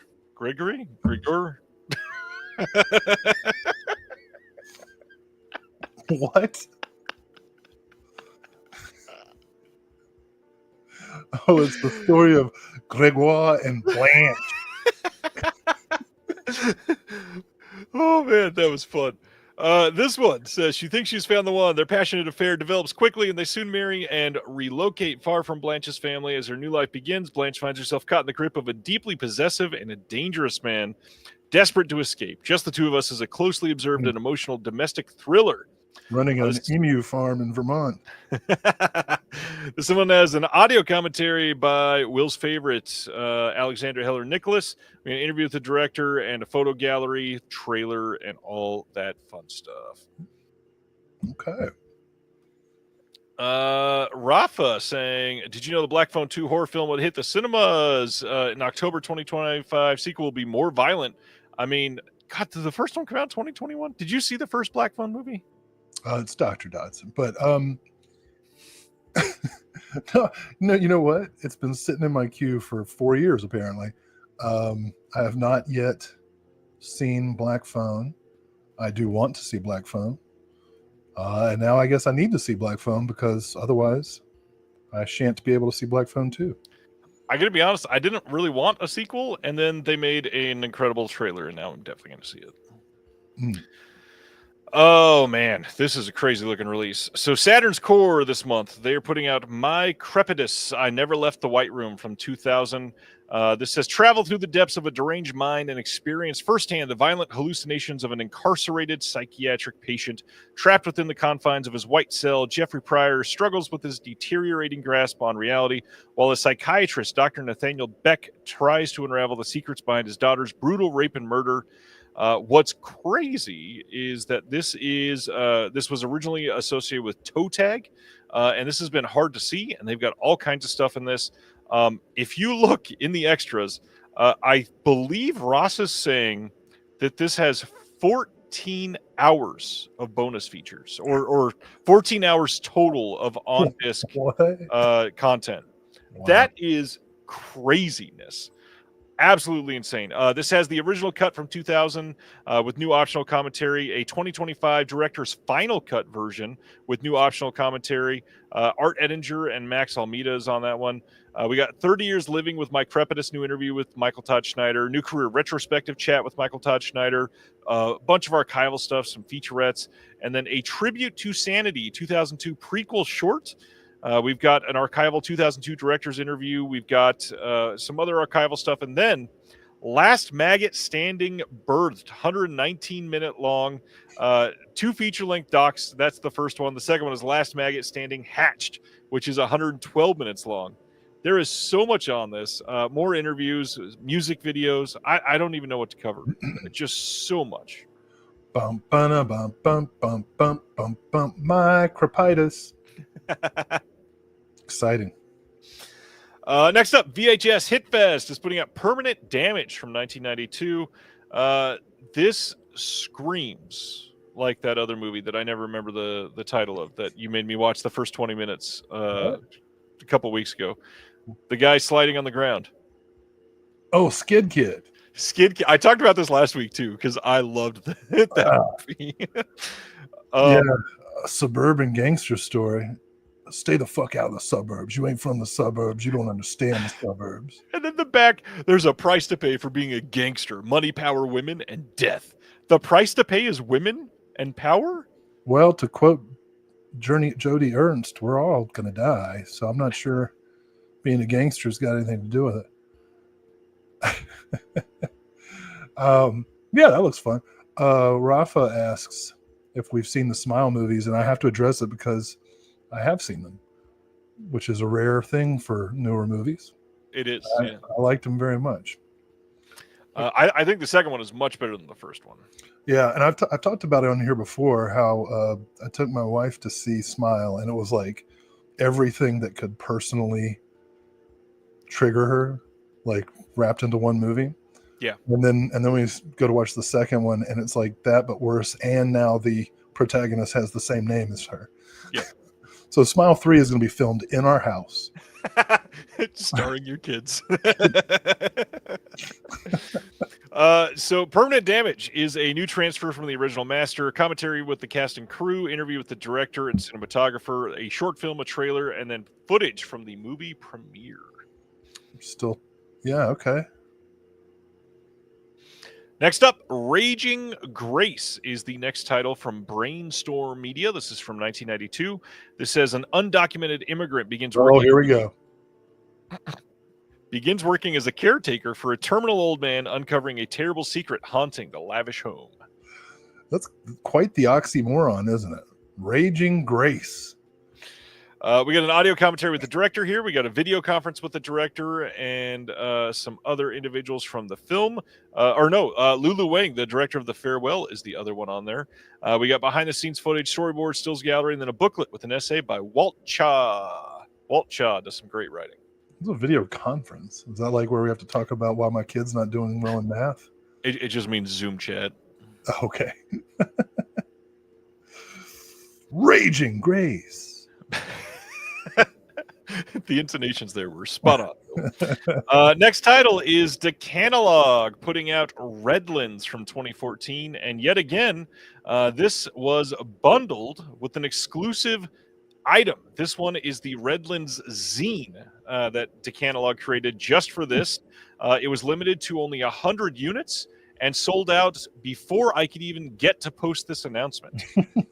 It is crazy how fast these little bundles go. So if you're into these extra items, you might want to be there right on time every month and check out which ones have the items, if they have any. It's not every month that we get them, and then this month we got like 3 or 4, I think. Redlands, whoa, whoa, whoa. That's for all the Bruce Springsteen fans. This says the lives of 3 residents of Redlands, California intersect and ultimately collide in this claustrophobic exploration of radical creativity, sexuality, and violence in America. And as somebody who's been in Redlands for many days of my life, I had to get this. It looks great. I like what Decanolag does. The extras on here, we got an extended scene, deleted scene, and then a bunch of additional short films by John Bryan King. Lots of stuff on here. There's also a booklet with a discussion between John Bryan King and the Decanolag co-founder Elijah Drenner. This looks fantastic. Okay, indeed. Next is Shudder, putting out Revealer from 2022. Will, have you seen Revealer? I have, actually. Tell me about this one, because I've never seen it. Great premise. A stripper and an anti-abortion protester are trapped in like the strip club during the apocalypse, or possibly the rapture. And so they're beset by demons and stuff. It was okay, you know. Uneasy allies there. Not that a stripper couldn't also be anti-choice, but generally you don't expect them to be. This one, the execution's okay. This one also came with the bundle. Had a soundtrack cassette that you could purchase, which also, just like the zine, sold out practically immediately, long before I could even post the announcement. This one has an audio commentary with the director Luke Boyce and the actors Kato Ase and Shayna Scruton. There's an audio commentary with Luke Boyce, the cinematographer and the production designer. There is another audio commentary with the director and the co-writers.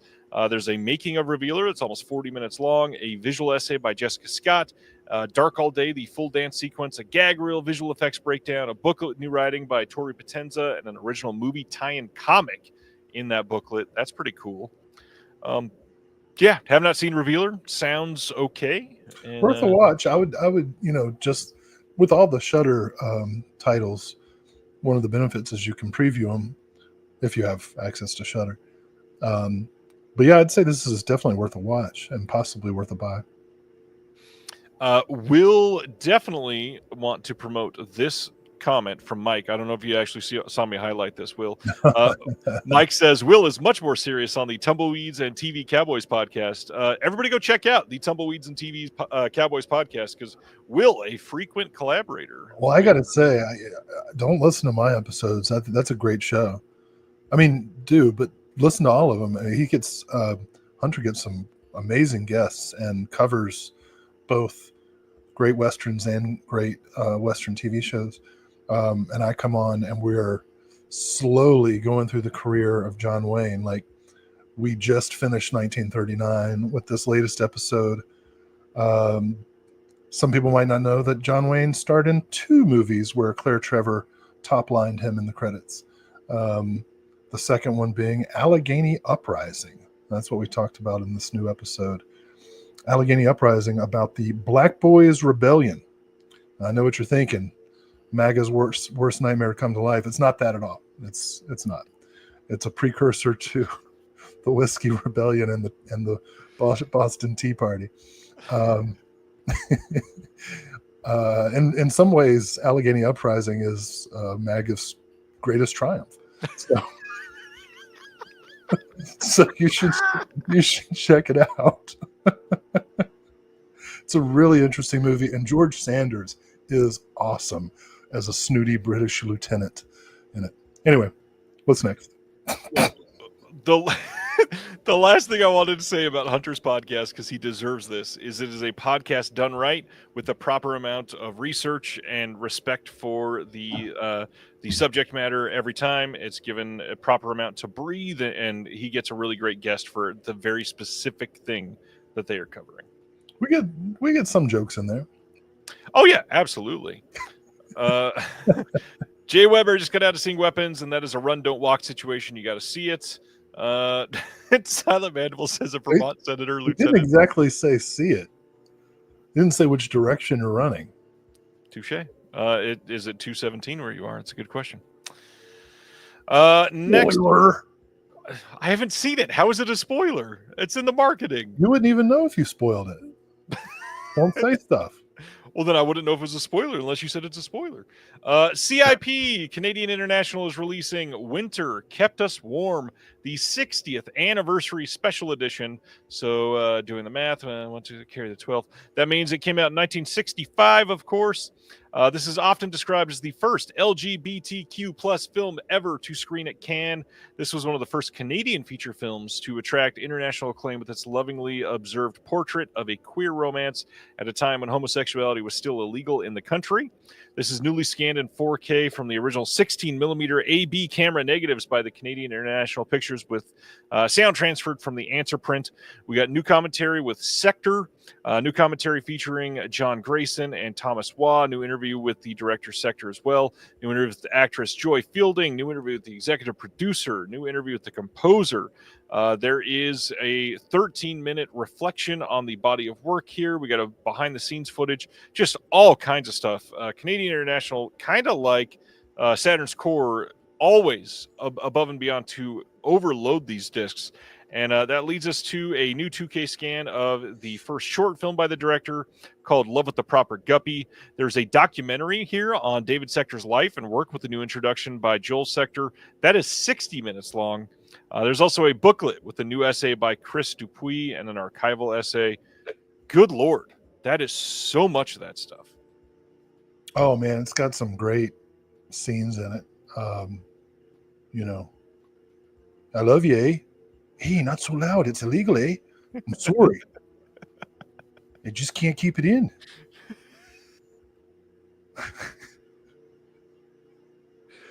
Was that a double entendre?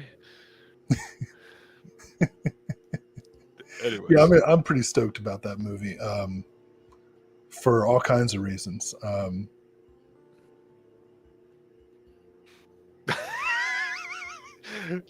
John, the broadcast director of the Mets, says he was going to go see Weapons tonight, but we are on fire, mostly Will, so he's going to go tomorrow.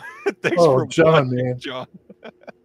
I tell you what, I'm not a baseball aficionado, but I watch your highlights every week on social media. You're the best, dude. Thanks for. It's an honor to be in the same virtual space. And John had a hell of a week. Do you know what happened with John this week, other than all of the highlights, of course, that came out? Will? No, what's the latest? So John's latest, I'm trying to pull it up in another tab so I can just show people that it exists, but it is a little too far back in my watch later playlist, and I've already played it like 3 times. John got to appear in a scene or in a video for Trauma in their Out of the No. Closet series that just came out yesterday, I What? think. Yeah, everybody needs to go check out the Trauma YouTube channel. John DeMarsico is featured on the Trauma YouTube channel this week. Oh, that's awesome. Wow. All...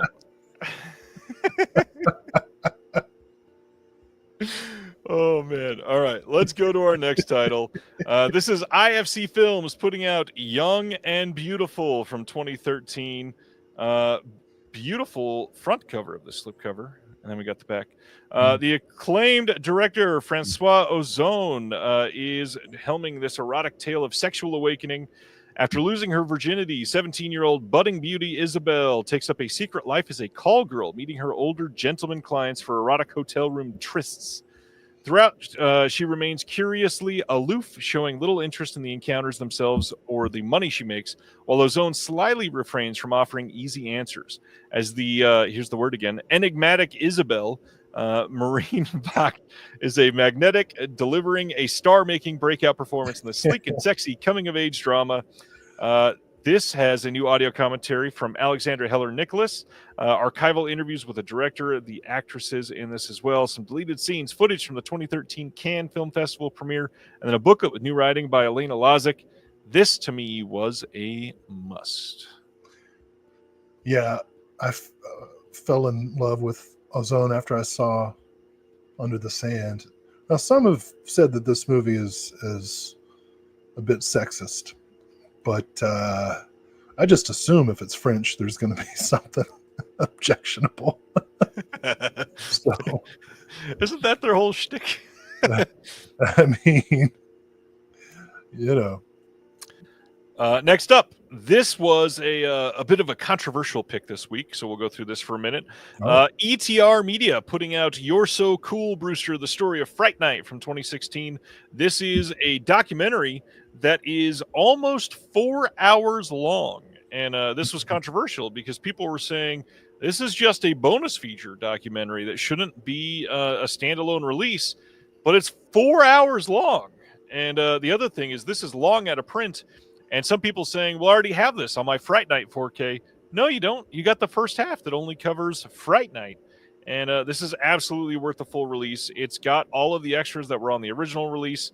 To me, this is a really great version to give a lot of love to Fright Night and Fright Night 2. And we don't know if the other half will be on the Fright Night 2 4K that's supposedly being worked on by Redshirt Pictures. Will, how do you feel about Fright Night? Well, I mean, you know, you don't expect Burden of Dreams to come with Fitzcarraldo, do you? Exactly. Come on. I would put Fright Night up there with Fitzcarraldo in terms of quality. Fright Night's one of my favorite movies, and yeah, this is. I don't often get ETR titles, so I'm pretty excited about Stan says. Let me tell you about Stephen Joffrey's. Yeah, Stephen Joffrey's is worth the price of admission. What a interesting character. I tend to show Fright Night in my cult films class, and it's always very popular. And, you know, it's weird to think about because we're all cinephiles and everything, but, you know, I'm teaching a lot of 18, 19, 20-year-olds, and they've never heard of Fright Night unless it's the frickin' Colin Firth version. Colin Firth. What'd you say? Colin Farrell, because that's who it is. Oh yeah. I'm thinking of Sense and Sensibility. I just want to see Colin Firth doing this, trying not to stutter. I got it wrong again. He's Pride and Prejudice. Oh, Colin Firth. Watch Will get dementia in real time over the past 2 years. Oh man. I'd like to see a Fright Night remake with Colin Firth. That'd be interesting. It would be pretty funny. But you know, and a lot of these kids these days haven't even really seen classic 80s movies. You show them anything by John Carpenter outside of Halloween, they're like, what? You know, it's like they've never seen a good movie before. Really, most of them have never seen a movie before. They've just seen clips. So, yeah, I'll watch a 4-hour Friday night documentary. Hell yeah. I know we've talked about that before, but that is so troubling to hear. Well, you never step in the same river twice. That's why you shouldn't cross it. until don't cross the river end game.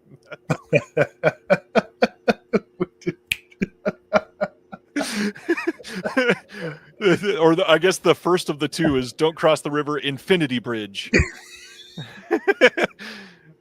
Connor says you can have a crossover. You have to have the crossover, so it'd be don't cross the river Infinity Pool. Don't cross the crosswalk. Never mind. Connor Holt says there are so many great making of docs that are now out of print because they don't get carried over to the Blu-ray or 4K re-releases, and that is so true. Speaking of, Burden of Dreams needs to be upgraded. That's still on DVD. Ronnie wants to commend you for teaching the children, Will, so good job. Shh. They ain't killed me yet. I'm hanging on by my fingernails. I'll tell you what, though. Next up is from a brand new OCN partner label, because they definitely needed one more. This is Hope Runs High, putting out the movie We Might As Well Be Dead from 2022. Let's get into what the film is first, and then we'll talk about the label a little more. This says security officer Anna and her 16-year-old daughter live peacefully in a high-rise at the edge of the woods, famous for its carefully curated community, until the day a dog disappears and an irrational fear spreads through this would-be utopia with a view. This is from 2022, and it's got a new interview with the writer, director, and co-writer. Introduction by Hope Runs High curator Taylor Purdie. We got a conversation between the director and Be Kind Rewind creator Isabel Custodio. We got some teasers, trailers, all that stuff. There's also a booklet with a new essay by Natalia Winkelman. That's not the name, it's Winkelman. We've got a new piece by Natalia Sininkova on the design of the film, and an afterword by Taylor Purdie as well. Sign in Kova. Okay. I like the way you pronounced Custodio. I don't know. It's far away. I need to zoom in a little bit more on these. Custodio. Whoa. God damn it, Will. The people wouldn't have noticed if you hadn't done that. Next, we need to talk about this label a little bit because this sounds pretty cool. Hope Runs High is a New York City-based production and distribution company releasing first-run American independents and international favorites alongside major restorations and rediscoveries to screens of all sizes. Dedicated to diverse stories, Hope Runs High is proud to partner with legendary filmmakers as well as the freshest voices from female directors, people of color, LGBTQ plus filmmakers, and artists from the traditional canon. Misspelled canon, but okay. Yep. I noticed that. Or maybe it was a Freudian slip since the traditional canon's all straight dudes. Yikes. Penis.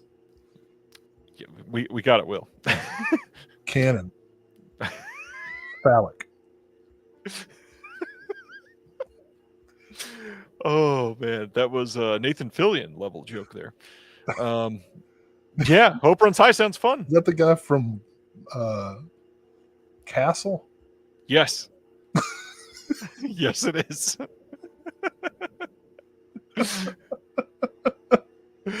All right. I love that Ronnie's keeping a running list. Will's music references so far tonight: Enigma, Fugazi, Chili Peppers, Bruce Springsteen, and Phil Collins.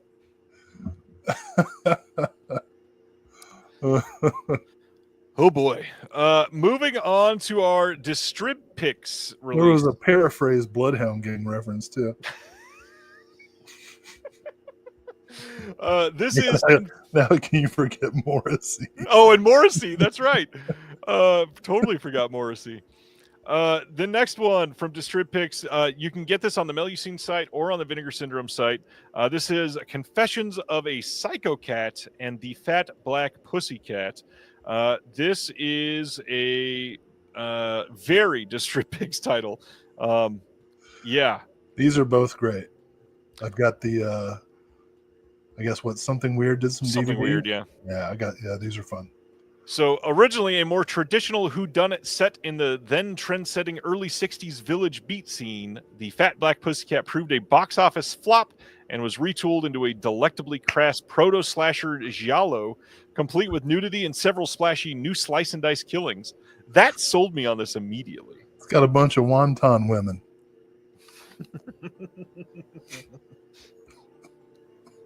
Yes. This is going to have a new commentary. That one won't. The people listening on the podcast won't get that, but people who can see the cover. Yes. Jeez. What are we on? I mean, what we got? Yeah. 98? Something like that. These are both restored in 4K from the 35mm OCNs. We got new commentary, new interview, outtakes, the original version of the Fat Black Pussycat, some trailers, image gallery, and all that fun stuff. Yeah. Oh, Salmonella said they saw Morrissey live recently. I saw Morrissey live last year as well. He was great. It's great. Even made some jokes about politics. Was like, haha, just kidding. Not really. Maybe. I don't know. Oh, man. I'm confused. I don't know how to feel. Anyway. Next up, Babylon Pink, coming from the Command Cinema line. This is coming on Blu-ray. Here's a good musical reference for you. Here, Babylon. Oh, jeez. Oh, man. Hey, Roberta Finley held the camera. Yes. I don't even know how to continue with this. And Corinne asked if that was Creed. No, I guess I can see how that. What was the guy's name? David something? David Gray. You know it. You love him. You followed him around in a bus.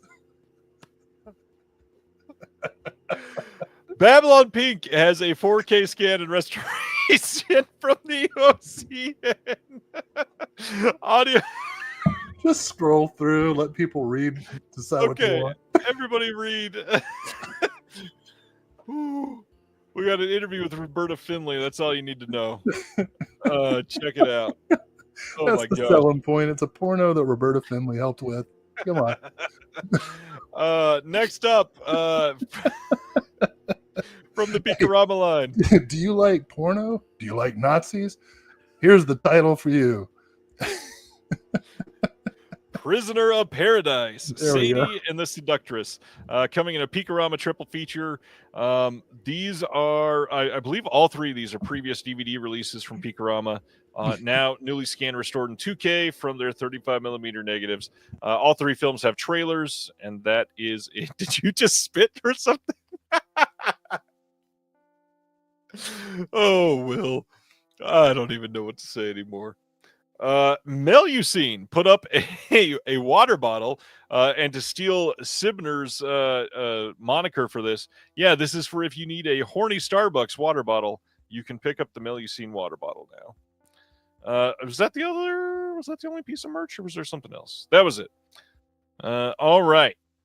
Next up is from Kino. They are releasing The Bone Collector on 4K and on Blu-ray.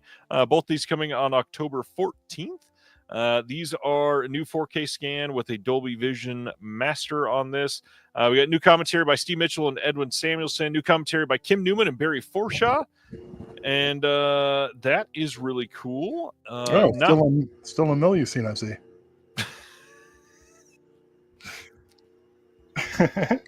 Well done, sir. Well done. Yes, Denzel Washington, Angelina Jolie in this one, and yeah, that's. I don't mean to be gross or anything, but I'm kind of surprised that Melusine hasn't had like a Brandon line of like tissue paper.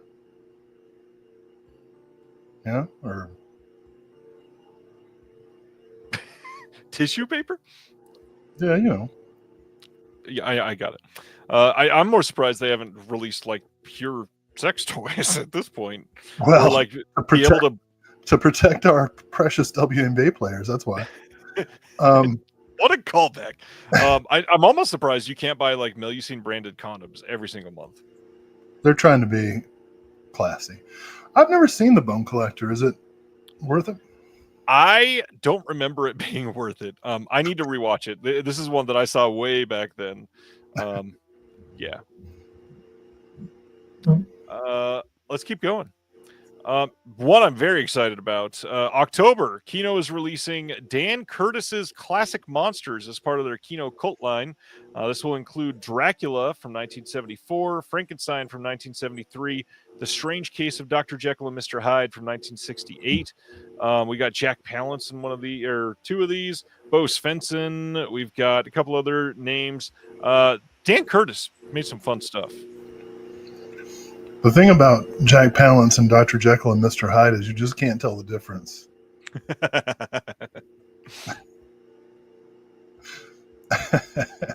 Yes. Hey, this is one that some people are excited about. In October, Kino is releasing a 4K of The Cat and the Canary from 1927. Now, this is a little bit odd.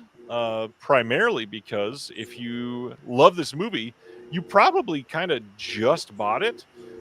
This was just released on Blu-ray in December of last year. I think the limited edition came out like April, but the standard edition came out in December. But this is just going to be an SDR master, so you're really only getting this for a slight uptick in resolution. The Eureka Blu-ray looked great.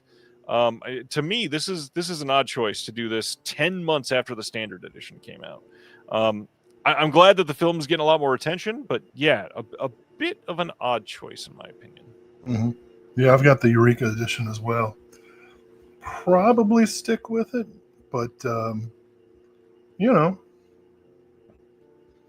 if you don't have anything, yeah, this is a great first time buy if you don't have it. Next up, we are getting an update on speaking of Eureka, their release of Furious Swords and Fantastic Warriors, the heroic cinema of Chang-Chi. This has been delayed ever so slightly, and it will now not be coming out until September 22nd in the UK, September 23rd in North America. The other big thing, though, is they have confirmed this will now not get a standard edition. So if you wanted these movies, the limited edition will be the only way to go. And you might want to get that because it's only being released with 2,000 copies. So I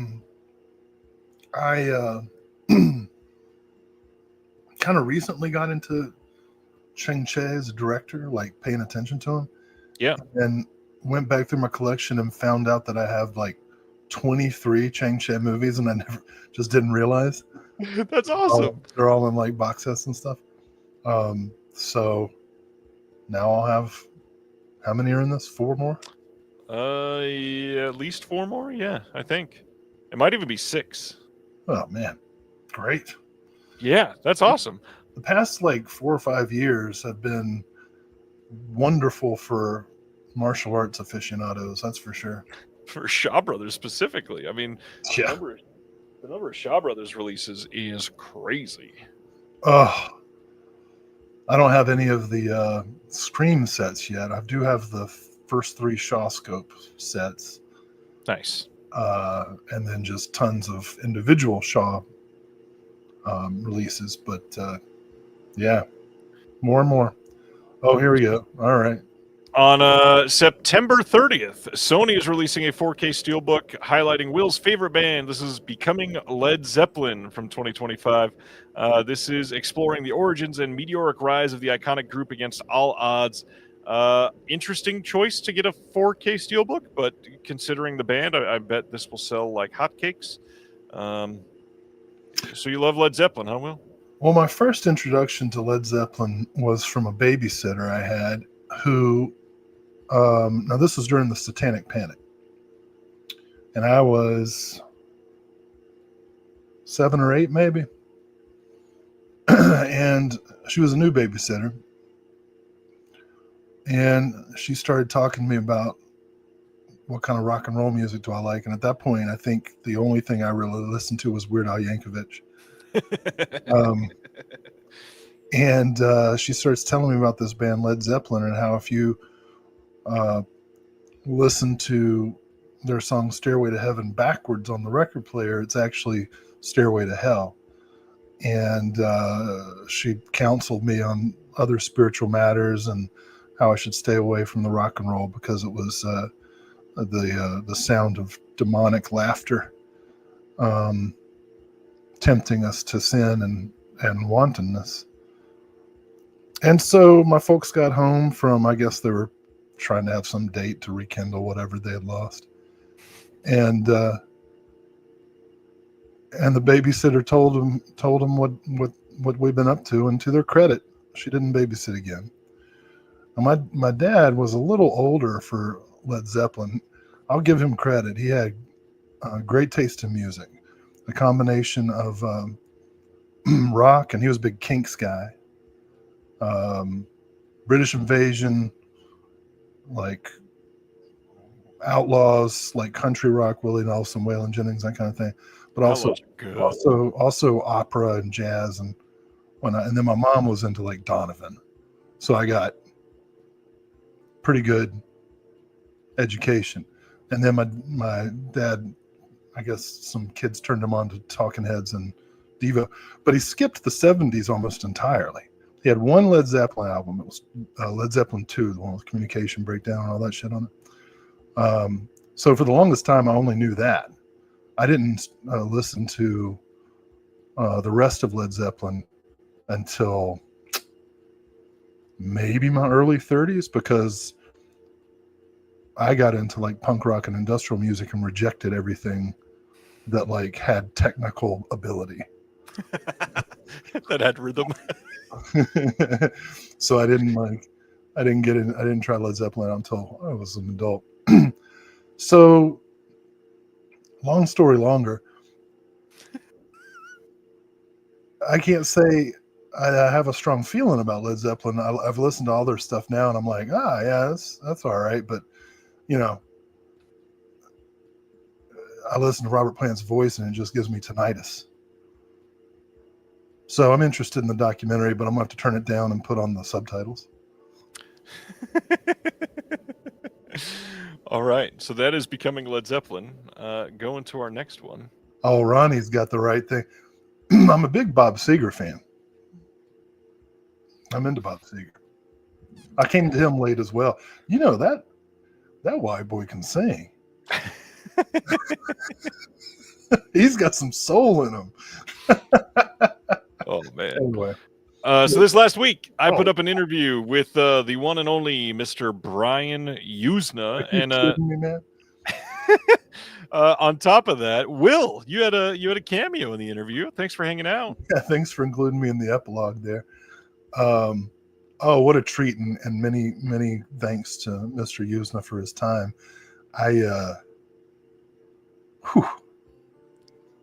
Wow. Say it. I mean, the big thing is that this is your guy. It's my guy. I'm glad you got to interview him.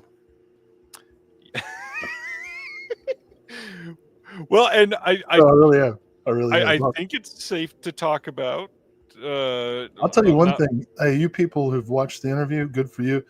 Let me tell you, if you've ever doubted Ryan's abilities as an editor, this guy really had to work his ass off on that. It was a great interview. Like, if you watch the raw footage, it's like, wow. But Mr. Usna also had possibly an illegal dog kennel in his home. He had several delivery people come. A nurse. So you did a great job chopping it up. I had to hide a lot of transitions there. It was rough. I will say that Brian is one of the most generous people that we've had the privilege of speaking to through all this, and I think I'm just gonna say it, and I hope that you don't mind me saying it. Brian's even offered to come back and do things with both of us, with Will and myself. Brian is hopefully going to be coming back on the show for another conversation. I wanted to talk about like a lot more about the Fantastic Factory and stuff, and we literally had to gloss over it because there was interruptions and so much other stuff happening. But yeah, hopefully like a part 2 to this happens, and then Will gets to get a whole conversation with him this fall in a really cool way. So I'm excited to see what comes. Yeah. If it happens. It'll happen. If it happens, we'll talk about it. But until then, you got it. We'll leave it in the realm of prayer.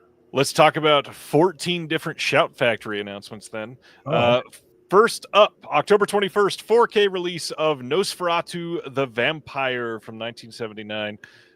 Big deal. This is, first off, I do want to start with like a compliment sandwich for Shout Factory, because I'm going to be saying a lot of not great things tonight about them. First thing, I got to admit, the art here, the secondary art is really cool that they're doing this alt art. I like that this is good art this time. Now, some of these releases we're going to talk about, maybe not so much, but yeah, we've got a 4K transfer of the German and English versions of this film. We got Dolby Vision on this. We've got an alt slipcover, an alt poster. Yeah, that's it for this one. Decent movie. You happy with that? Oh man, it's great. Werner Herzog, 4K, Klaus Kinski, Nosferatu. What do you have to say? Johnny? Yeah. Yeah. That's it. Let's keep going then. And so it begins. What do you mean by that? Well, this primarily. This is one of the biggest. Let's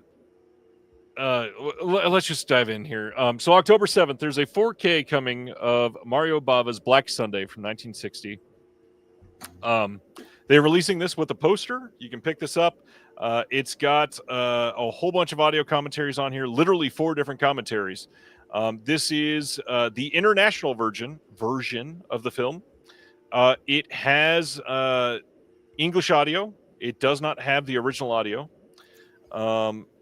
This is a movie that just came out in the box set from Shout Factory that most people received last week that pre-ordered it.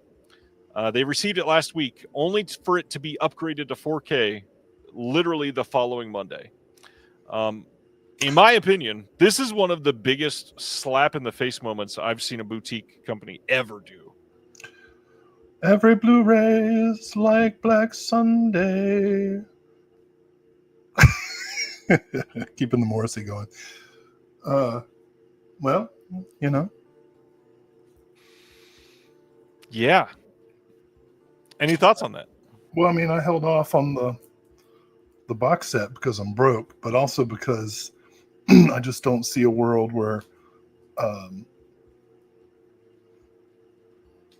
Bava doesn't eventually come out on 4K. So I know that there are issues with the cost and everything that I guess the rights holders are asking for, but come on. Well, I mean, that might be cleared up because Shout Factory put out that box set after that whole rumored licensing cost. But we got a comment here that I got to highlight, and it's a good time to have this conversation.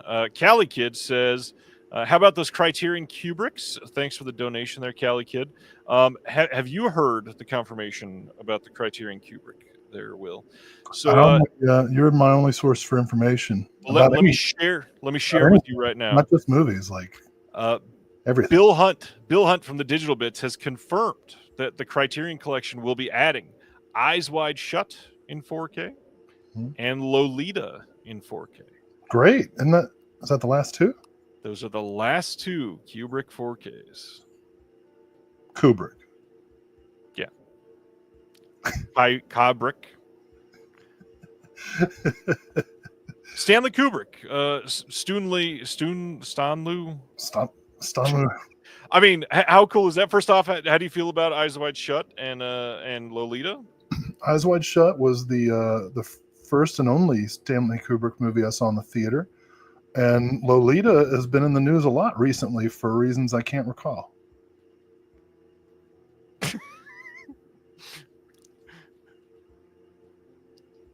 All right. It's Epstein. Yeah, I know. Yeah, I know. No, look, and that was Nabokov's Lolita. Epstein didn't have the Kubrick.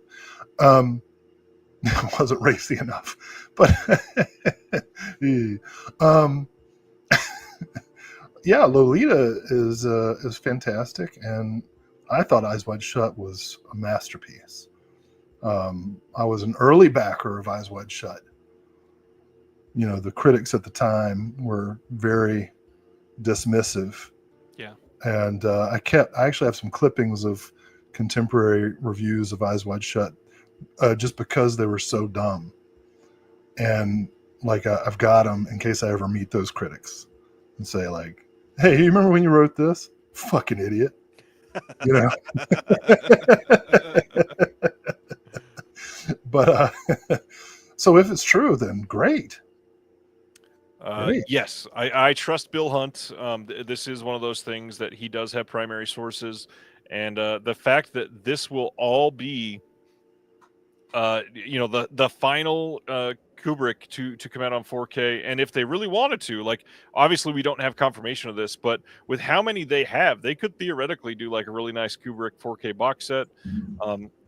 They don't have everything. They would have to license some stuff for Warner Brothers if they really wanted to get every single title. Yeah, The Shining and Full Metal Jacket, and of course that Criterion didn't put out the Spartacus 4K. Right. I can't remember who did that, but that might Cali Kid's got good point, right? Because didn't Eyes Wide Shut had a second cut, I believe. Well, I mean, yeah, there's the digital figures, which, you know, it didn't really. I actually kind of appreciated the effect of the digital figures for reasons we can get into. Like, if it ever gets announced, we can do a deep dive on Eyes Wide Shut. I can talk about that forever. But I want to say, maybe I'm wrong, but weren't there two different aspect ratios? I could be wrong about that. Was it shown open, Matt? I don't know. I don't even actually know what that means. It's a good thing you're not a film professor. Spartacus is universal. Okay, great. Yeah. So, but that, I mean, to be able to get all of his stuff, I'd be so happy. Yeah. The fact that we'll have all of it in 4K is huge. You know what would be cool is if AMC did a limited run of Eyes Wide Shut, so that you have to watch that weird, like, Nicole Kidman intro and then remember why you fucking love Nicole Kidman so much. Because here they are. Oh, no. Crossing the line. But oh man. Hey, he got a bunch of compliments earlier. Sam's here. What's going on, Sam? Oh, well, now that you're here, stay. So that was Black Sunday. Lots of complaints about that one. Let's keep going. October 7th, Shout is doing a 4K of Schwarzenegger in End of Days from 1999. I wish I could do an impression. Listen to me. The days are over. That's great. That's very good. The Book of Revelation. I can't do it at all. Just say big words in his voice. That's what I always like. It's the trials and tribulations. You know what's cruel is that a person's accent has no bearing whatsoever on their intelligence. And the fact of the matter is, this man has accomplished more in 10 years of his life than all of us put together. And he was a governor. He's a weightlifter, and he's been in movies.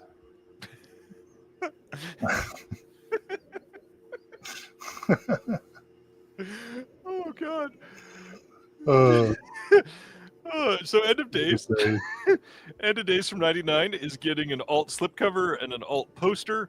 But the crazy thing, this is getting kind of for Shout Factory standards, like a lot of new extras on this.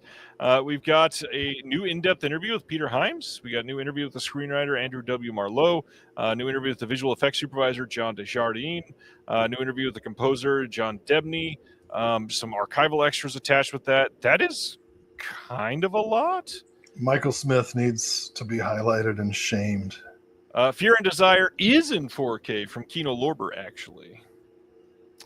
I don't think we need to shame him, but we can softly suggest that you go Google Fear and Desire 4K, Michael. I might be out of print. Is that all the ones that are left? I'd love to do a commentary for End of Days. I remember watching this movie when it first came out in the video store, and I watched it on a double feature with Stigmata. Ooh. With Patricia Arquette, is that right? Mm-hmm. Fun. I like Stigmata. Yeah. I mean, they're both like early CGI, like yeah. What is this crap? But fun. But they're both fun. Yeah. I like End of Days movies a lot because for me it's really funny to think about, like, oh shit, what if we're wrong? And like the Seventh-day Adventists had it right all along, or whichever denomination. It's like, oh damn, I should have had faith. Oh man, Corinne. Oh, I highlighted Cali Kids. Where did Corinne's go? End of Games commentary with me doing the accent coming soon. I want you to do it with Arnold Schwarzenegger. So what were you doing in this scene? Well, you see, I was. It's actually quite good. Let's get into some of their Hong Kong stuff. September 30th, we're getting a Blu-ray box set called Hong Kong Gamblers and Gangsters. Now, to the surprise of some, maybe not to all, this is a site exclusive, which Shout has not been doing very much of. And that kind of sucks. The big thing is a lot of people are after these titles, and they only ship to the US and sometimes to Canada. And so that hurts. If it's a site exclusive, it's just not happening for a lot of people. So we've got... But it's going to happen for me. In this one, we've got Casino Tycoon, I don't know if I just said that word right. Casino Tycoon 2, Challenge of the Gamesters, Destiny's Champion, Godfather from Canton, Loving You, and is that the last one? It is. And then a bunch of new bonus features, all these. We've got new commentaries. We've got new interviews. Lots of stuff happening. Literally every single title has new bonus features. But the fact that it's a site exclusive, limited to 2,500 units, not the best option. But I get it. This probably isn't going to be extremely popular. It's the only option, right? No, because... reminder that Arrow has licensed these titles from Shout Factory. They're going to be releasing these in the UK probably. We don't know yet if that is necessarily every single title, but they're going to be releasing a lot of, if not all of them. So basically they're saying it's going to be a gamble. Yes. You a gamester.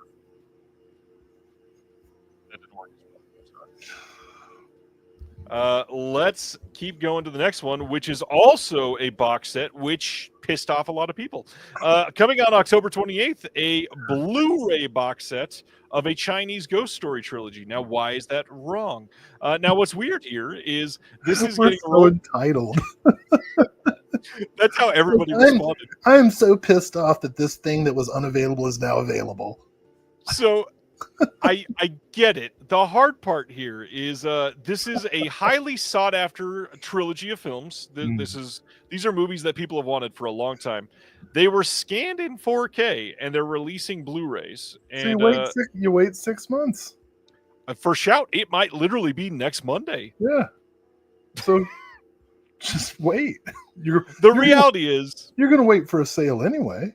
the reality is, Shout. That was good. Shout is probably not going to re-release these in 4K eventually. Now, I don't know that for a fact. I wouldn't have said that about all the Bava stuff, but about this, I think they made a conscious decision to only do this in Blu-ray. Now, the hard part, Arrow has probably licensed these because these are some of the bigger titles. Is Arrow going to release these in 4K? I mean, if they have the option, they probably will. It's Arrow.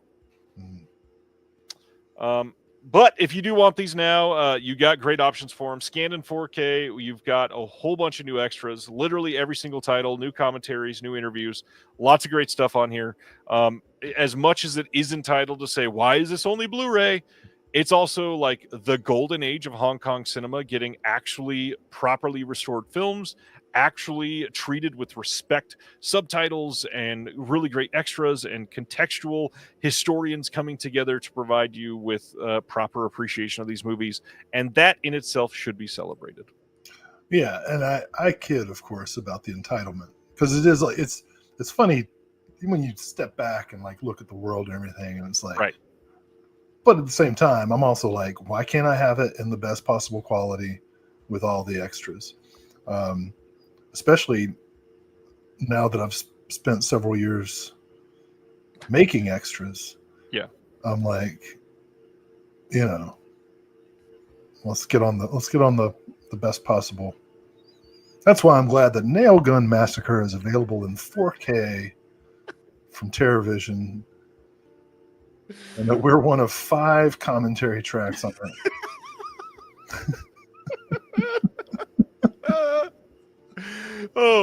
You know what you can get in really great quality is almost every single Oliver Stone film, and the next one is Savages from 2012 that you can get on 4K now. This is coming with a brand new 4K restoration of the unrated release. Yes, we've got the unrated version on 4K. We've also got the theatrical version on Blu-ray.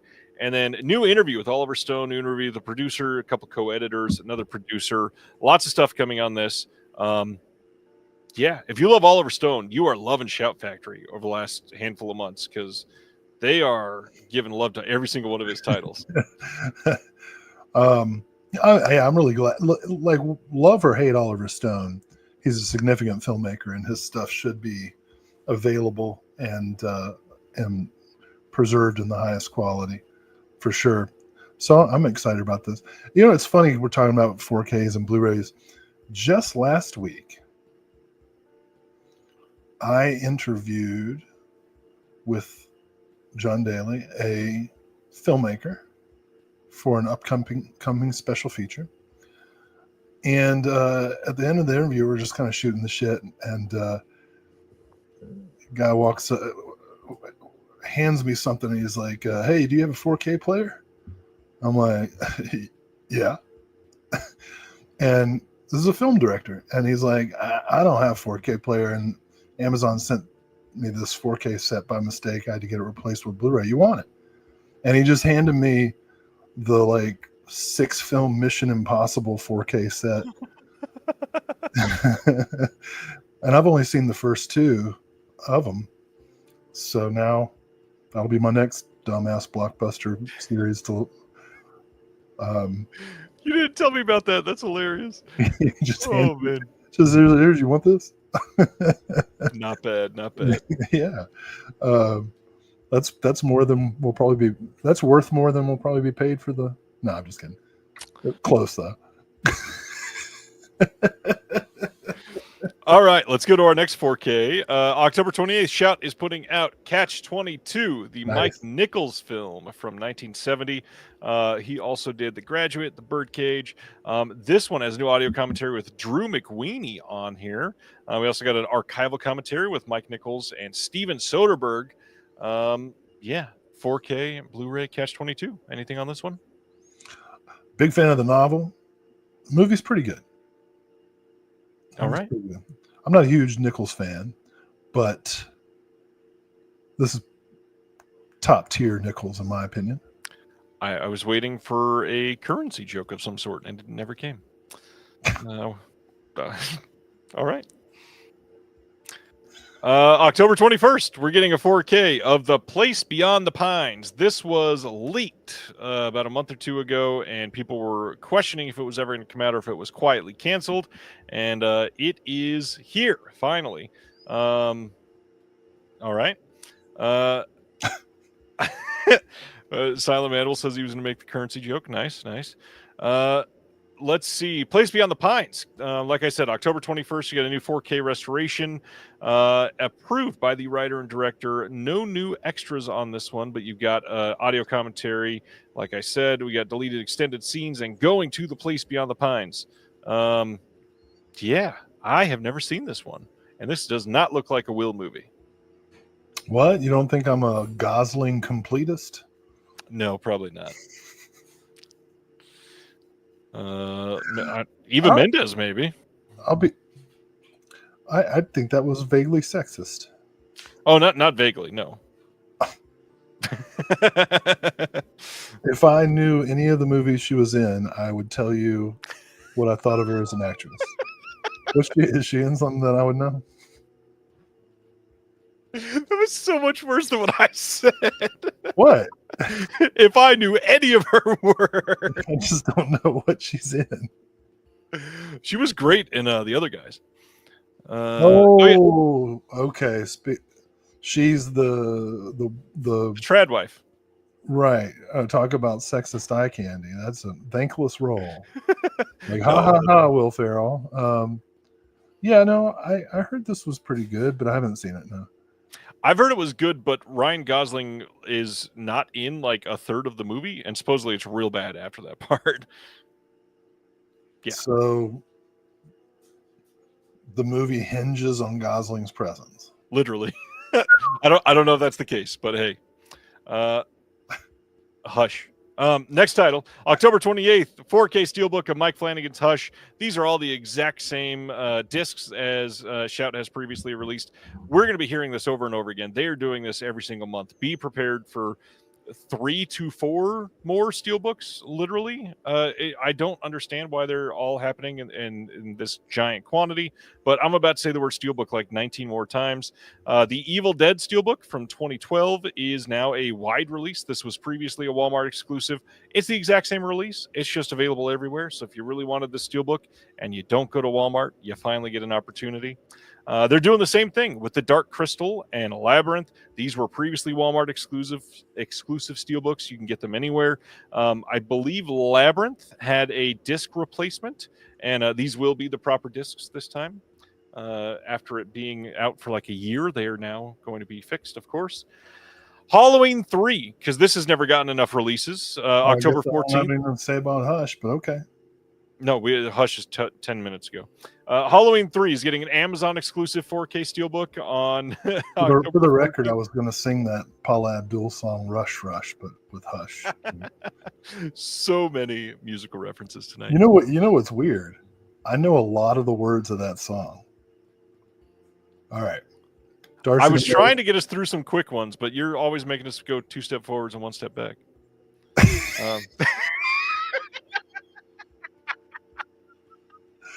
That's why we come together. Heyo. Speaking of movies that Darcy the Mail Girl likes, Halloween 3 getting its 114th HD release ever. This is probably going to still no Joe Bob appearance though. No, this is probably going to be the case for all of the Halloween films that Scream Factory has the rights to. So this is number 3. I think we got 5 more coming from them, something like that. So here they come. I like how Cali Kid is just like, say Stanley Kubrick now. Yeah, he's defending him because Noodles has been attacking him in the chat. I love it.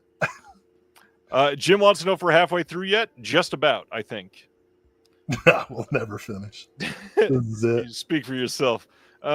Next up, October 7th, Amazon exclusive 4K steelbook of Child's Play. And what's funny, he doesn't look like this in the first film at all. And I'm quite confused why this is the design. Yeah, I was going to ask if this is the Aubrey Plaza version. No, so this is the original. Yeah, this is the original, 1988.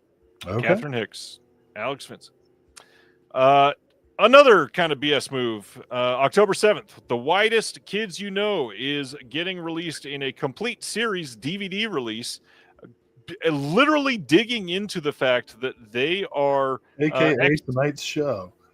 they they are exploiting a certain thing by literally calling this the Completer Edition, and that's because they released this last year.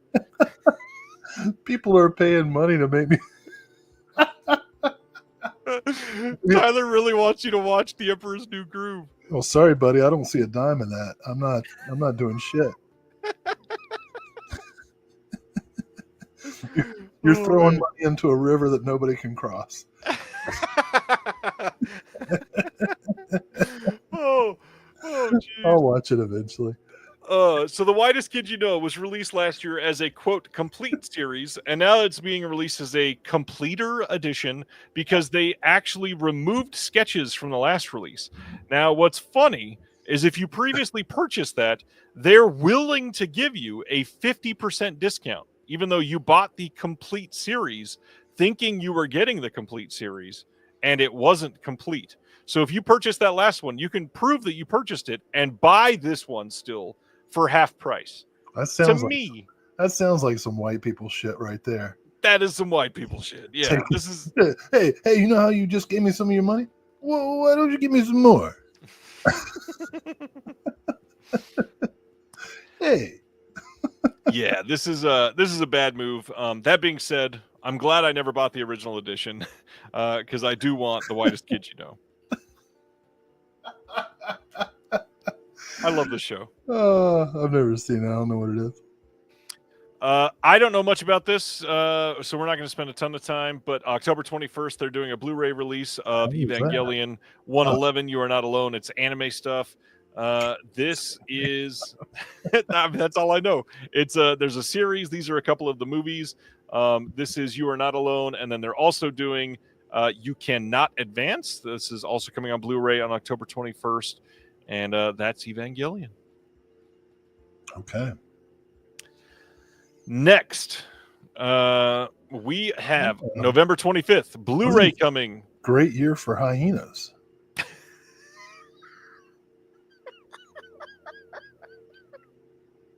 What subtle marketing, Will. I love it. November 25th.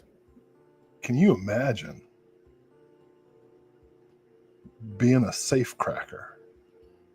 I cannot. Like training your whole life, be like, I am the greatest safe cracker there ever was. Right? Like you get recruited by Zack Snyder for Army of Zombies. You know that you're that good at safe cracking. And you're like, I've prepared for every type of safe there is. I've done all the research, the training. I've practiced in my safe cracking gymnasium. And then you crack the safe and there's a motherfucking hyena in it. Who can prepare for that? I love that you said motherfucking like never mind. I don't want to make the joke that only you and I would understand. November 25th. Celluloid Dreams is releasing a Blu-ray of Hyena in the Safe from 1968. This says 1 safe, 6 keys, 6 robbers, each expecting their cut of a diamond heist when they finally meet to divide their spoils after months in hiding. But before they can open the safe that guards their glittering hoard, they are mysteriously killed one by one. With fear and suspicion growing among the shrinking group of survivors, it becomes clear that one of them is trying to take all of the diamonds for themselves. Glittering Horde sounds like the first LGBTQ death metal band from Scandinavia.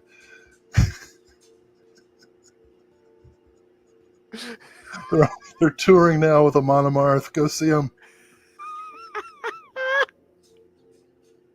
Glittering Horde. I want a death metal logo of Glittering Horde. The inclusive Vikings. Oh my god, that is amazing. Wow. So this is a new HD restored transfer from a studio-provided master. We got a commentary track by the owner of Celluloid Dreams, Guido Henkel. We've got Schrodinger's Diamonds, the duplicitous mystery of Hyena in the Safe, a visual essay by Andy Marshall, on-location featurette, and a trailer, and that is it. Yeah, I'll see that. Well, as your name implies. Oh, that was pretty quick. Good job, Will. Going to our next one. October 14th, Raro Video through Kino is putting out a Blu-ray of Lamberto Bava's Body Puzzle from 1992. This was previously released by 88 Films. I believe it is now out of print over in the UK. This is the first US Blu-ray release of Bava's film. It's got an audio commentary by Adrian Smith and Rod Barnett from Wild Wild Podcast. We've also got the alternate Italian audio track with optional English subs and a trailer, and that is it. Bava's having a good couple of years, isn't he? He sure is, especially with Cauldron's box set, Brevido Giallo. You can get more Lamberto Bava on 4K right now than you can get Mario Bava. It sounded like somebody just tripped over your dishwasher. I think literally stepping on my joke. Let's keep going. October 14th, Kino releasing a Blu-ray of Death Packs a Suitcase coming to the Kino cult line. This will be number 38 in that. This is a big deal because it's directed by the one and only Mr. Jess Franco. Audio commentary by Troy Howarth and Nathaniel Thompson. Will, tell us about Death Packs a Suitcase. This is one of his films I haven't seen before. You know, I have a 105, maybe 106 Jess Franco movies now, which is over half, but just barely. You know, let's see, how many do I actually have here? All right, hey, dog. I have 107. I have 107 Jess Franco movies at this moment. I was going to have 110 by the end of this year. Now it looks like 109. You don't have the German version of Doriana Gray or the other ones? Oh, actually, I think I have a not a Blu-ray, a DVD of it, don't I? Didn't Full Moon release a DVD already? Probably. That sounds right. No, I don't have it. Nope. I do not. All right. So anyway, you don't know much about this one. I know that I'm going to get it immediately. Yeah. Love No, I mean, like, this is just exciting. Oh, I'm sorry. Go ahead. What do you want to say? Love this cover art. It sounds good. I've heard this is one of the earlier. Is that right? This is 1972, so fairly early. Yeah, not the first era, but it's not like the ninth era either. Era. Death Packs a Suitcase, aka Second Honeymoon. Am I right? Yeah. Wow. I love it. I'm really excited about this. Like, the only thing I know about it is what I've read in the Thrower books. So, well, this is a black-gloved killer stalks London, packing the suitcases of their victims before murdering them with an exotic dagger. Surrounded by potential suspects but lacking hard evidence, a smooth-talking inspector seeks the help of famous crime novelist Charles Barton. Euro horror filmmaker Jess Franco took a break from his decadent sex thrillers to demonstrate his versatility with this whodunit. So kind of like Tenebrae, doesn't it? A bit. So maybe it started off sounding like it was going to be a giallo, but maybe more of like a straight mystery. Yeah.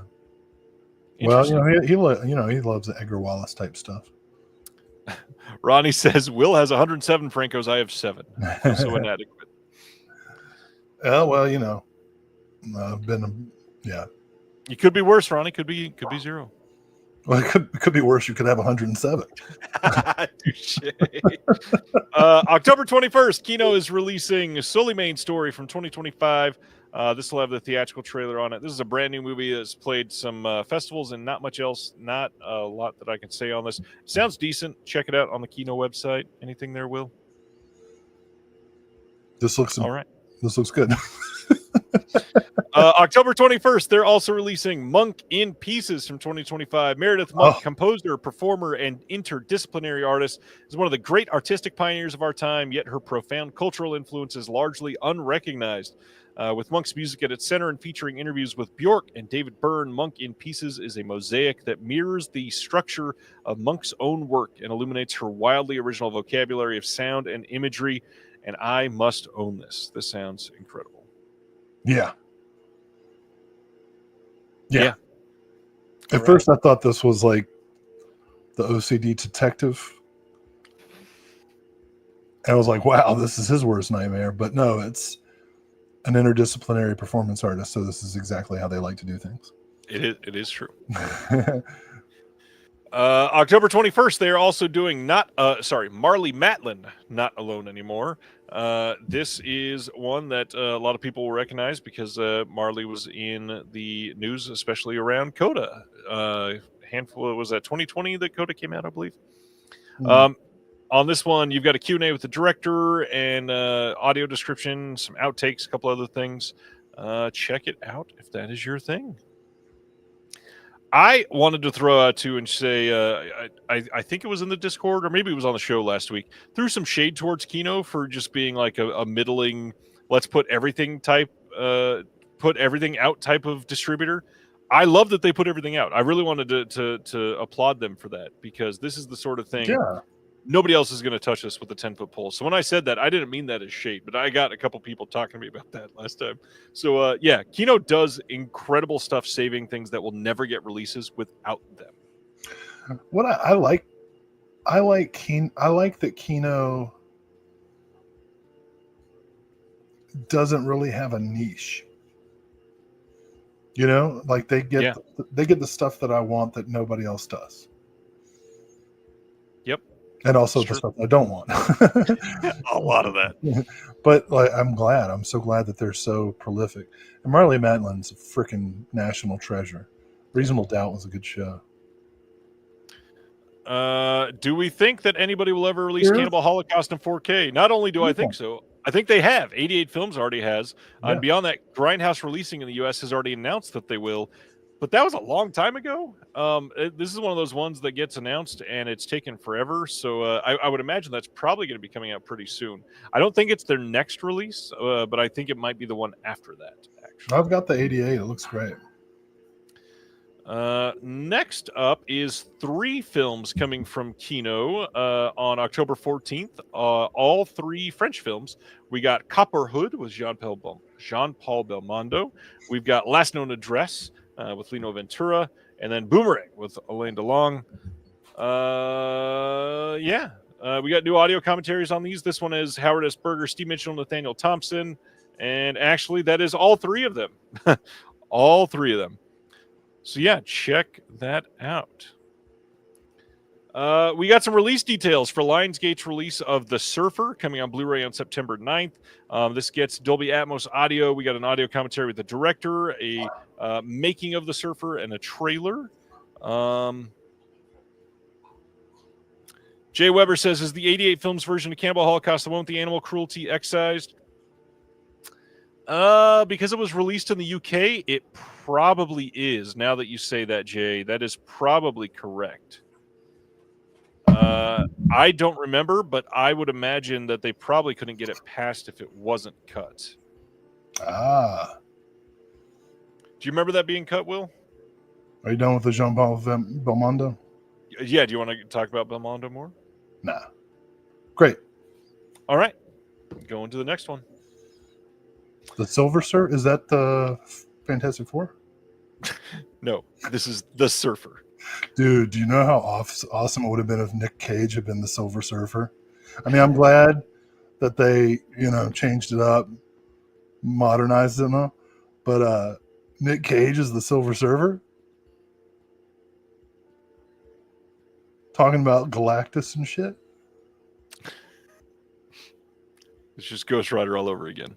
I'm telling you. The second Ghost Rider is awesome. We should not litigate this again. Neville Dean and Taylor can do no wrong. I mean, I guess they hate each other now, but what was that first name? Neville Dean and Taylor. Oh, what did you say? I've never heard that name in my life. You're not familiar with the Crank movies? Not by the name of the director. Well, it's two guys, and it's their last names hyphenated. Oh, nope. Sorry. All right, Let's talk about ballerinas and stuff. September 9th, we got a 4K Steelbook, a standard 4K, a Blu-ray, and a DVD coming from Lionsgate for Ballerina from the world of John Wick. We have Dolby Vision HDR presentation of the film. We got a making of coming on the disc. We've got Building the Underworld locations featurette. Dance Between Fire and Ice. Discover how the film's stunts, fight choreography, and innovative new weapons contributed to some of the most intense action sequences, some deleted and extended scenes, and then a reminder that there's also a second alternate steelbook coming from Walmart as well. Lots of options here. Different weapons. She uses a mechanical pencil, I guess. Is that all right? We just talked about Bjork a minute ago. October 24th, we are getting a 4K and Blu-ray here from One Little Indie Records, a Bjork Cornucopia live. This is a live performance that is all of the tracks on the screen. This is supposedly really beautiful to look at. Bjork says, "I'm so thrilled to share the film from my concert with you. This has been a long journey with hundreds of people helping. So beyond enormously grateful to every single one of them. I feel the modern concert film is a matriarchally friendly construct, welcomed in the current climate where female musicians can share their worlds uncorrupted." So check this out if you are into it. Do you know what I loved about living in rural Appalachia in the early mid-90s? What's that? The impact of MTV. Because when Bjork became popular in the deep Appalachian mountains, it was just so fun to hear people say, "Hey man, you heard that homogenic? That shit's cool, man. That Bjork, she's cool, man." And like, I'm not even kidding. People got into Bjork where I was living, and I loved it. I was like, "This is so cool." So great. Let's watch this matriarchal concert video. Oh my god. This is kind of weird, but September 8th, Dazzler Media is putting out Traffic on Blu-ray in the UK. This is the Soderbergh film Traffic that already had a really great Blu-ray multiple times over, and now this gets a Blu-ray. It must have been out of print or not released over in the UK before, but yeah, this is the kind of time I would expect this to be getting some sort of upgrade here soon, hopefully. So keep that in mind if you're looking to purchase this. Timing's suspicious. You know, right around the time that Dean Cain joins ICE. They're like, "Hey, you know what? We should release Traffic." Okay. I know. Well, I understand. I get all the conspiracies. Let's take Will to Jamaica. November 25th, MVD is releasing a 4K and Blu-ray release of Rockers from 1978. Awesome. Go ahead. This is coming as part of their Laser Vision collection and their MVD Rewind collection. So depending on which format you get it on, we got a visitor. Kitty. This is Ansel. Hello. Hi. Ansel's our 18-year-old. And this is one of the rescues? Yeah. This is Marlowe, as in Philip, because he's very noirish. And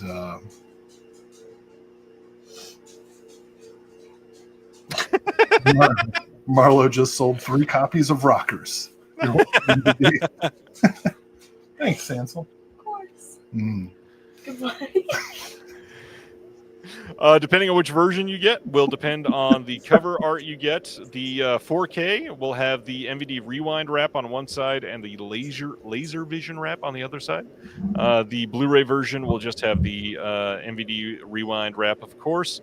This got some archival extras, but also this has a new feature-length documentary from the producer Richard Shankman about the making of the film, featuring a bunch of interviews, and that's 2 hours long. For MVD Rewind, that's a lot, actually. Yeah, I think Rockers is a great movie, so I'm excited to see this. I've got a bootleg digital copy that was ripped from a VHS, so this is manna from heaven. Yeah, that was Ansel. That's our 18-year-old. Ansel's pretty cool. Good. Just posted on Instagram our visit to see Die Spitz in concert. Great band, Austin, Texas. And Marlo there. Ansel doesn't know this. That's the one we're keeping. Corinne even said he's a keeper. Good luck with all your new 6 cats. Yeah, well, the rest of them. Oh my God, Will!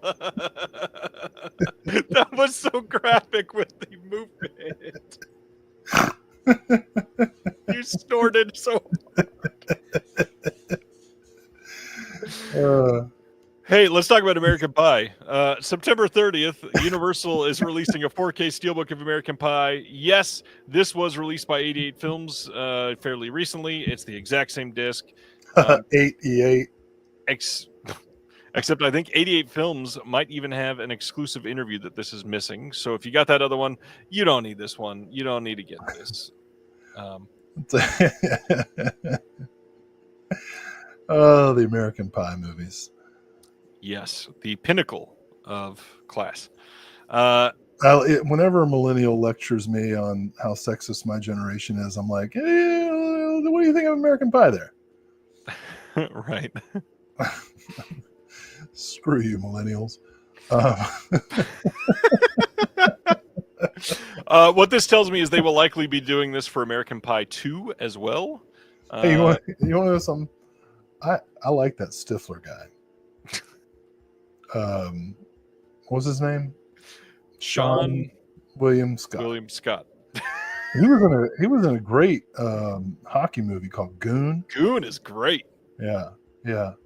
And then Final Destination.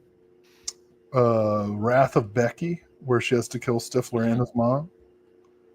I like that guy. He was poignant in the final season of Righteous Gemstones. He's a good actor. He was also on an episode of Jackass, I believe. The American Pie movies, it's interesting to look at American Pie and see who lasted. Yeah. Whose careers lasted and everything, and then who kind of dropped off and how they dropped off. And I got to tell you, I always hated American Pie. But I ended up, for one reason or another, having to see American Pie 2 and American Wedding. And then when American Reunion came out, it was, stupid, whatever. Some funny stuff, but also stupid. But then at the end, where they doing the credits and they're showing like pictures of the cast from American Pie and pictures of the cast now that they're all fucking old. Yeah. I wept openly in the theater as the credits rolled. I was like, they were just kids. They didn't know. Yeah. Hey, Will, we still have 40 of these. Well, I can't control I'm on YouTube just like everybody else. I was just letting you know. I press a button and nothing happens. Hey, September 9th, Wellgo USA is releasing a Blu-ray of Ya Dang the Snitch from 2024.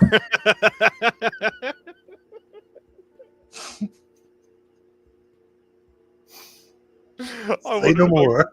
I wonder if I could get that reaction. This is supposedly great. Friend of the show, Josh Hurtado, I believe, is the one saying this was good. Yeah, need to check this out. Oh, here comes Ya Dang. Motherfucking snitch. American Pie will also be getting a standard 4K.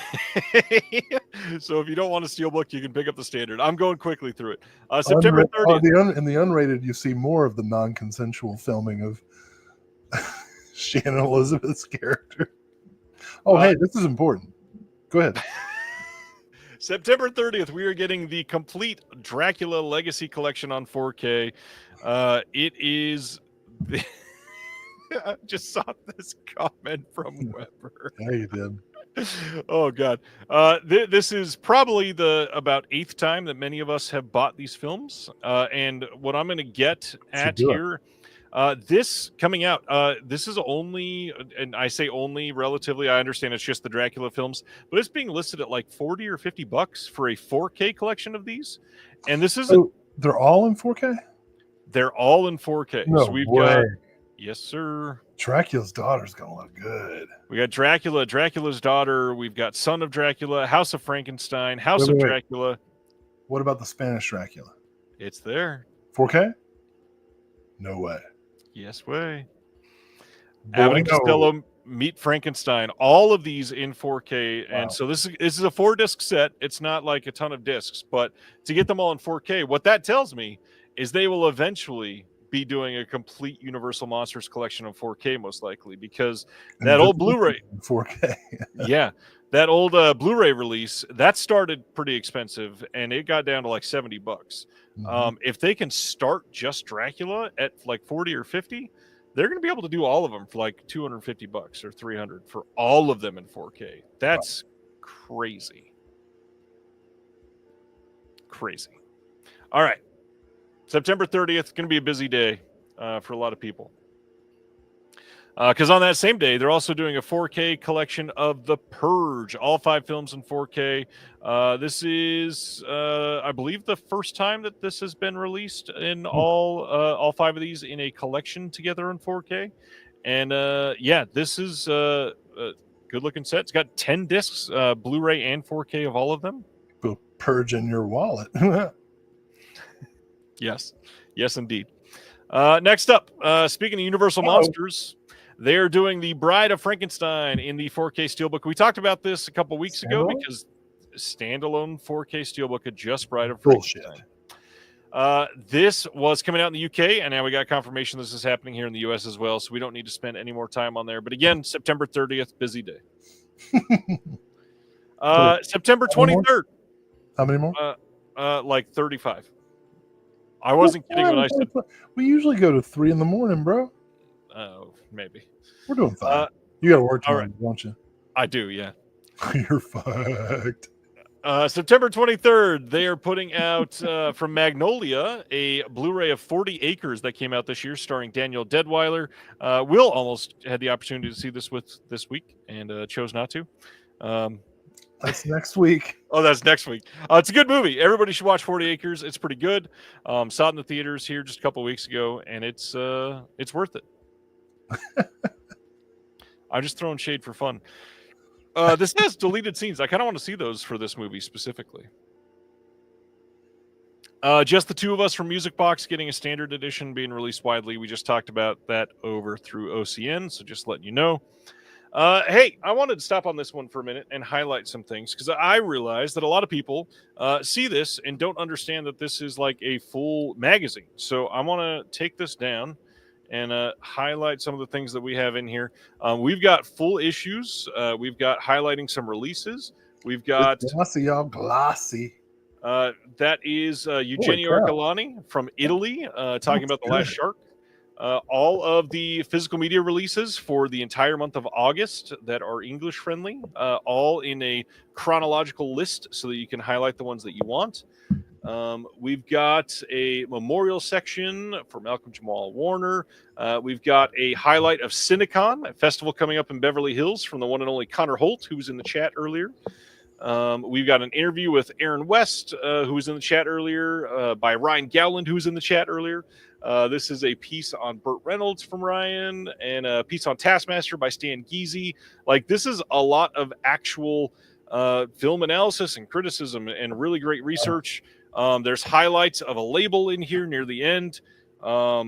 There is a Q&A section. Jeremy Long in LA goes to these things, and since these aren't recorded, he like takes notes and records them himself and then shares some information with all of us so that you can hear some of these things that are said in these events. But yeah, check it out. It's a pretty worthwhile publication in my opinion. And yeah, it is a really fun cover this month, and I'm really excited because last month we did the black and white cover, and then to contrast with it, very psychedelic cover this month. From Cthulhu to Burt Reynolds. That's amazing.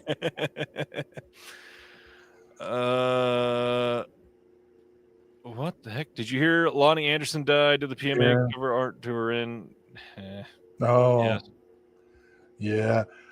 Man, it's been a bad month for, well, I mean, every month seems like it's terrible for death. I'm sad. Lonnie Anderson and Ozzy and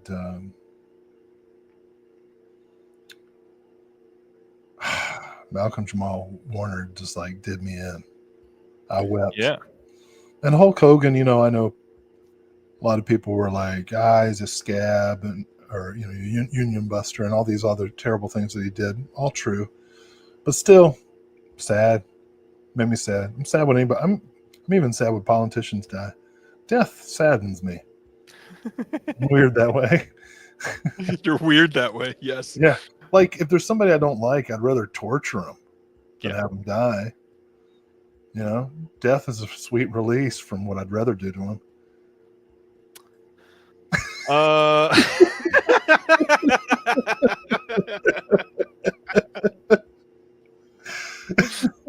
right.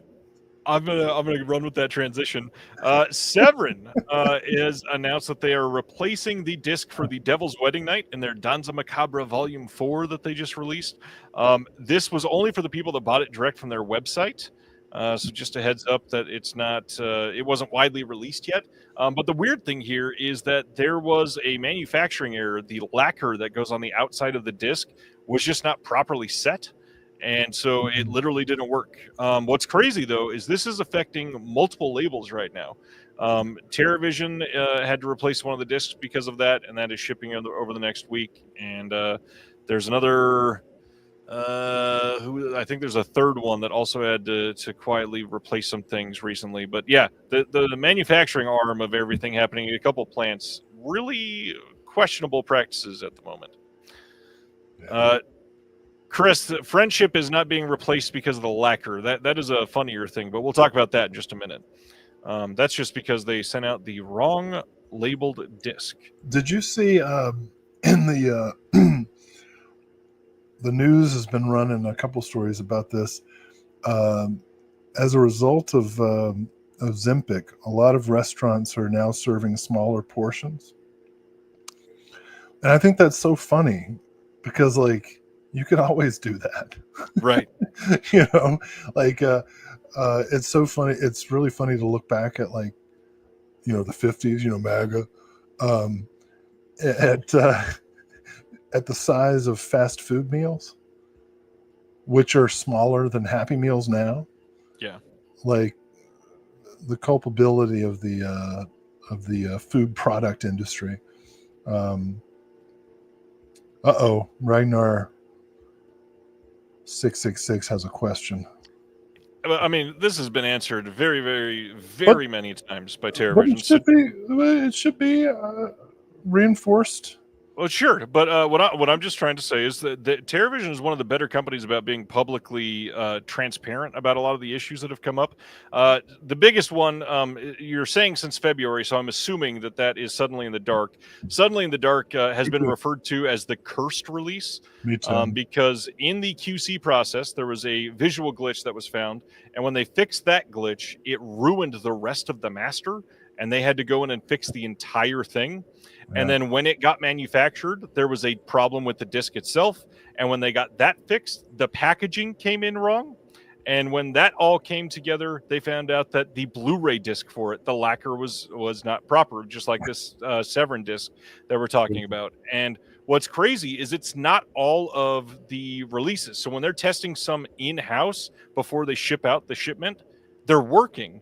And then, like every so often, somebody's getting a disc saying that it's jacked up. So it's a problem for sure.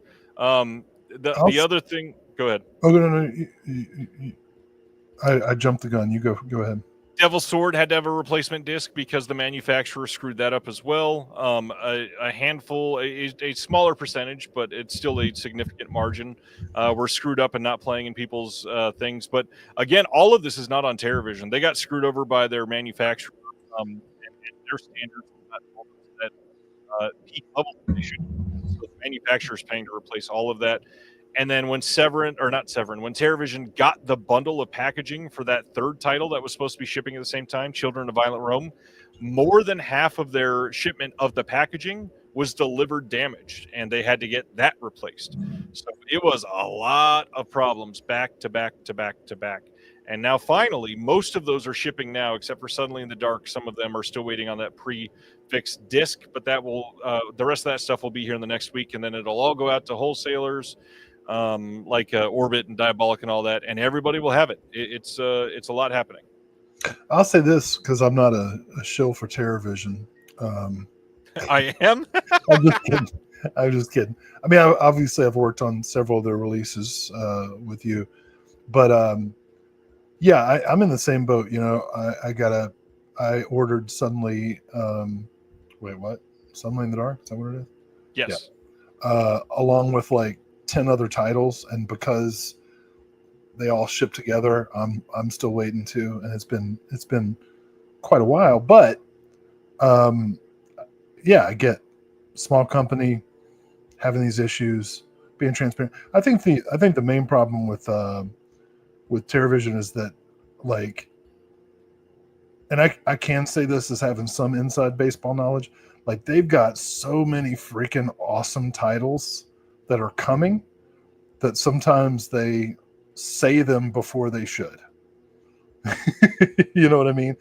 And I know that they're talking about like not announcing stuff until they actually have shit in hand, which has actually caused me to not be on some of the releases. No bitterness and all. But like the delays for TerraVision, like I'll give them absolutely the benefit of the doubt because their quality control is such that when they catch a problem, they're like, nope, we're stopping until we fix it.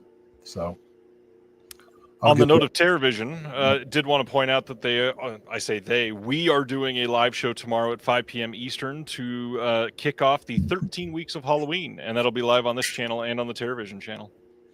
I can say this. Wait, I saw some extras today that are going to be on one of the titles that are announced, that the extras were worth the cost of the package. Like, it's a good doc. Better than the movie. All right, moving on from here. We got some details on Jurassic World Rebirth. This is coming on September 9th on 4K Steelbook, Standard 4K Blu-ray, and DVD. This is the newest Jurassic World movie. It's going to have Dolby Vision and Dolby Atmos. We got an alternate opening, some deleted scenes, a whole bunch of featurettes. The cool thing here, too, is we've got 2 audio commentaries on a Jurassic Park movie. Wow. I mean, that's for a studio film. That's a big deal. I can't wait to hear what they have to say. So-and-so was so great to work with. Oh, wow. They're wonderful. What a genius. We bought a zoo too, Jurassic World. Yes. Yeah, fuck these movies. Next. Okay. The Corpse Bride getting a deluxe 4K release over in the UK on September 22nd. We talked about this last week, so not going to spend a ton of time, but this is one of those times where the UK gets a better version of what's coming out in the US. So if you love this movie, it's a little bit more. You can get this from places like Brother Belial and Orbit usually. This will have a rigid slipcase, a steelbook, a double-sided poster, a couple double-sided posters, a zine even in this, some art cards and stickers. And yeah, I love this movie. So yeah, I loved watching this with Helen when she was like a little kid and realizing that it's a necrophiliac movie. You know, like we're basically watching Necromantic. Yeah, the kids version.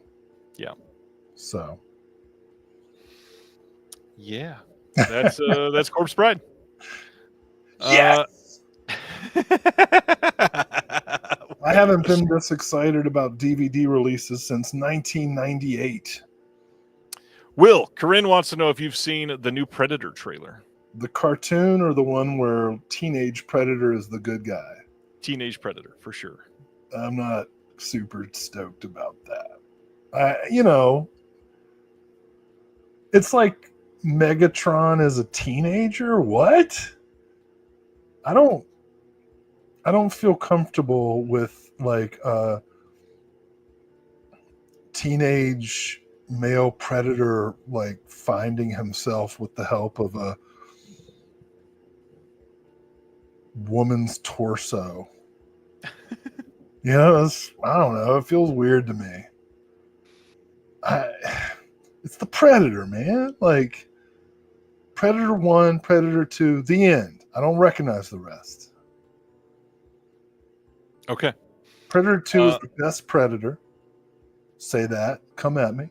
Whatever. Predator 1 is the second best Predator, and the other Predators do not exist. Definitely the Predator where a neurodivergent kid is the key to what, I don't know what the movie that was. Or the Predators are after the neurodivergent kid. I don't know. And now it's teenage Predator with the fucking hairdo. Emo Predator. Prey. Ronnie, thank you. Prey is the third best Predator movie. All right, I recognize a trilogy. All right, let's talk about some Skinemax titles. November 25th, we are getting 4 more DVDs from the MVD Entertainment Group line that they call Skinemax. From 1996, we get Alien Abduction Intimate Secrets and Dream Master, the Erotic Invader. Same day, we are also getting Cell Block Sisters and Caged Hearts, both of those from 1995. We are also getting Striptease, the Greatest Exotic Dancers, and Taboo, the Beginning of Erotic Cinema, both of those from 2004. And finally, Forbidden Games and Forbidden Games 2, Smooth Operator, both from 1995. I've actually seen the documentary Taboo, and it's pretty decent. Like actual history, not just titillation. Yeah, I mean, what are you gonna say? These come out for somewhere between $10 and $12, and they never go on sale. So if you want these, this will be the best time to get them if you're into it. The hard part is, I know a lot of people scoff when they hear DVDs. These are the best the elements are going to be, and for them to be able to release these, this is the only way that we're ever going to get these titles. We don't have HD elements for these films. We don't have. That's fine. What? That's fine. I think some of these are covered in. We Kill for Love. I believe all of these are actually. The hard part is a lot of people are complaining that these are DVD and not Blu-ray or 4K or whatever. These were never going to be 4K, but the reality is, if you are into the films like these, this is going to be the best we get of these 8 films. If you're into films like these, you probably have a lot of DVDs anyway, if you know what I'm saying. The hard part, is with this line, we actually don't know if these are cut or uncut until they show up. Some of the previous ones in this line had been cut, and the MVD, honestly, the way they put them out, MVD doesn't even know if they're cut until somebody watches them and tells them, and they saw the original version. Because they don't even know the films. They're basically just getting these and throwing them on a disc and releasing them. I saw Sade in concert in 2011, speaking of Smooth Operator. And it was one of the greatest shows I've ever seen. You may not be aware of this, but I am a huge Sade fan. I have all of her work. And this was the Soldiers of Love tour. And John Legend opened for her, and like, this is how amazing Sade is. John Legend opened for her, and like, nobody gave a shit. They were just like, get off the stage, John Legend. We're here for one reason only. And she has nothing to do with Forbidden Games 2 or anything. I just had the memory. Cool. Yeah. Let's talk about the next thing. This was mentioned a little bit ago. A24 is doing a replacement disc for their movie Friendship, And this is why. This is the disc for Friendship. Boring. If you'll notice, there is no picture of a toad like they advertised there would be, but also there's not even the words A24 on this. The company here is I think it's VVS Films. This is the Canadian release of Friendship. This is supposed to be on that disc, and the US disc was supposed to be the A24 branded one. So in manufacturing, they put either the label on the wrong disc, or we got sent the Canadian discs. So are you saying the Canadians got our toads? No. But the Canadians aren't supposed to get toads at all. No toads at all. Just we yellow get toads. The Canadians get no toads. Correct. No toads for Canada. Correct. The toads have been tariffed. Correct. There's a 25% tariff on toads. Correct. Way to toad the political line. That's it. If you are needing the replacement disc, you can email A24. I got the email address listed there, and it is. They're gonna revise the books so that Canada just gets frog. It says the word frog in Sharpie. To email A24, it's shop@a24films.com. KP got the joke of the night. KB got the joke of the night. Oh, here we go. This is what I've been waiting for. September 16th, Sony Pictures Classics Blu-ray coming of This Is My Father from 1998, starring Aidan Quinn, James Caan, her brother John Cusack, and Brendan Gleeson. And tell me, I assume you've seen this one, Will? Oh my God. You know what I love? Movies about straight white men not talking about their emotions. Oh, have I got 73 years of cinema for you? I can't wait to watch 2 hours of men failing to say what they feel. And then like golfing it out. Golfing it out. I don't know anything about. Didn't we already talk about Happy Gilmore 2 tonight? I don't know anything about this movie, but I can tell you from my personal prejudice, I have zero interest. Cool. Next up, VCI is releasing Out of Season from 1975 with Vanessa Redgrave. It's VCI and Vanessa Redgrave. I don't know this. Based on what I'm looking at, I prefer it to the last movie. I get that. Yeah. Also from VCI, this is coming on November 11th. We are getting Laurel and Hardy, the Definitive Restorations, Volume Number 2. This covers from 1929 to 1935. Included are 8 of Laurel and Hardy's most celebrated short films: Men of War, Perfect Day, Blotto, Another Fine Mess, Dirty Work, Going Bye-Bye, Them Thar Hills, and Tit for Tat. All kinds of extras coming on these, different versions of things. Also includes some feature film trailers and some restored items as well. These are coming with all new 4K remastered original 35mm nitrates. Lots of cool stuff if you love Laurel and Hardy. Now this is how not to talk about your emotions. Love it. I will be picking this up. All right. Next up. Hey, we knew this was going to happen eventually, but Reanimator getting a standard 4K and Blu-ray release on November 11th. You can pre-order this now on Amazon. This is still sitting at $50. Not sure if this is going to go down very much, but it's got all of the extras that are on the big set.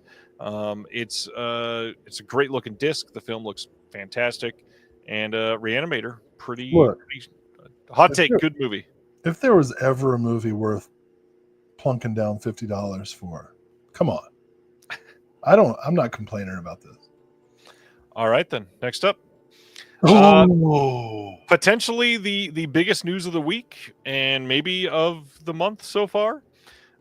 Imogen Sarah Smith came out and put a blog post up on Criterion to announce that the Eclipse line is back and making its way to Blu-ray. This is going to be starting in November, and this is going to be starting with a box set of Kiarostami, early shorts, and features. That's a huge deal, obviously. This is really damn exciting. The big thing is her exact quotes in here. We're going to be upgrading some of the most popular titles as well as producing brand new sets. We'll be kicking off the series relaunch with the new release of Kiarostami's early films.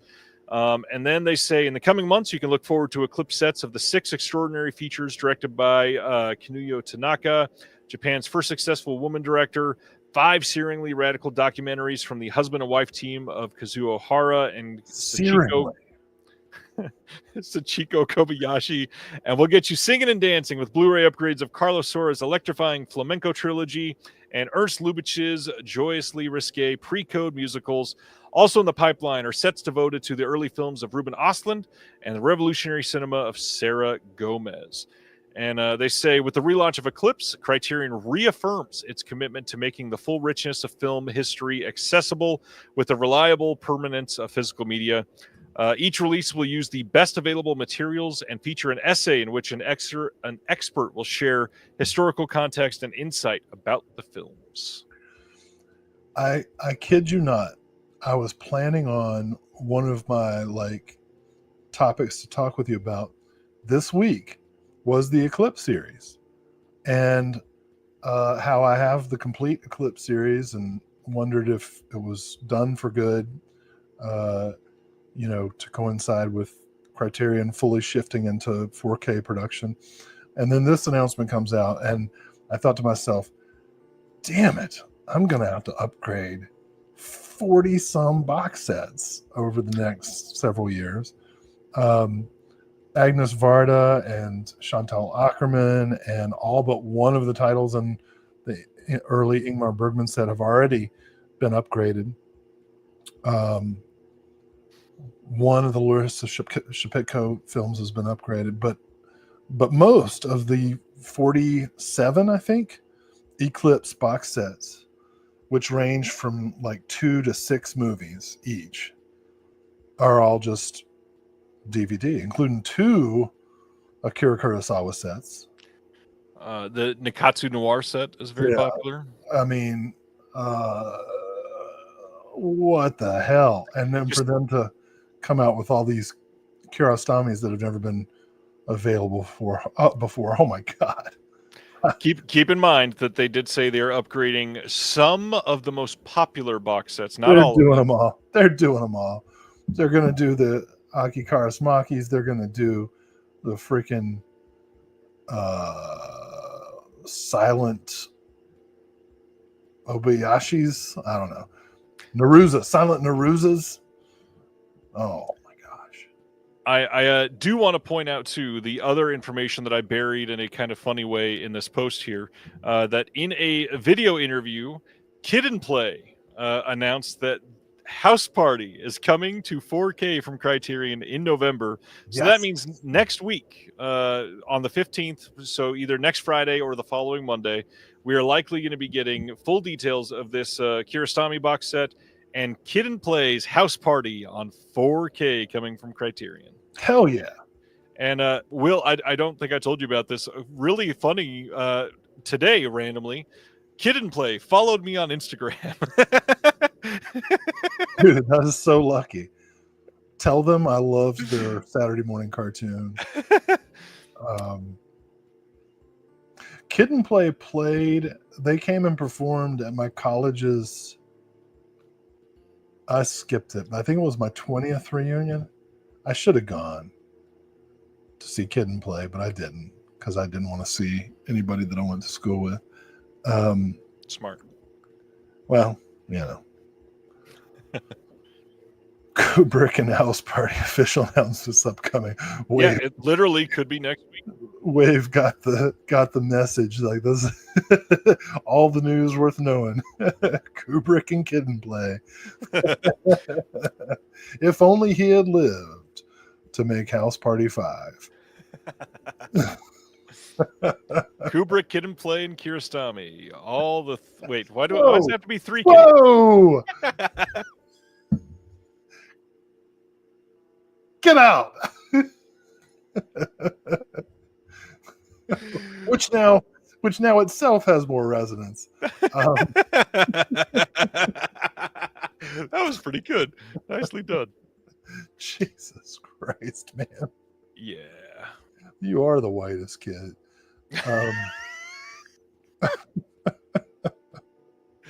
All right. Anything else about Eclipse? I'm excited.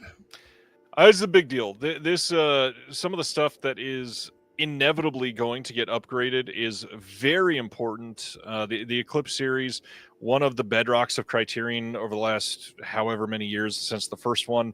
I am thrilled to see what they might be able to do, and this is like the definition of film restoration and archiving things in the best possible way that we can. And you know that they're gonna have to do things like the Kurosawa stuff. So, yeah. I tell you, man. Well, and All right. I hope Eclipse is a place for more shorts too. Yeah, Yeah. I agree. All right, moving right along. Another kind of big deal announcement. October 21st, Kino is releasing a 4K and Blu-ray release of Rampage from 1987 and 1992. How is that the case? Well, this is a Friedkin film that was made, and let's see. This has the director's This cut. is a Friedkin film that was made. Hold You're on. correct. The director's cut premiered in some festivals in 1987, and then it was shelved for 5 years. And once it was shelved in 1992, Miramax acquired the film, and the film was then edited by 5 minutes, and it got a long overdue theatrical release. And now here it is on home video. This is brand new HDR Dolby Vision Masters from the OCN and 35mm Interpositive. We had new commentaries by Howard S. Berger and Nathaniel Thompson on both cuts of the film. Wow. And yeah, we also got 2 new interviews, one with Alex MacArthur, and then true crime writer Harold Schechter is on this as well.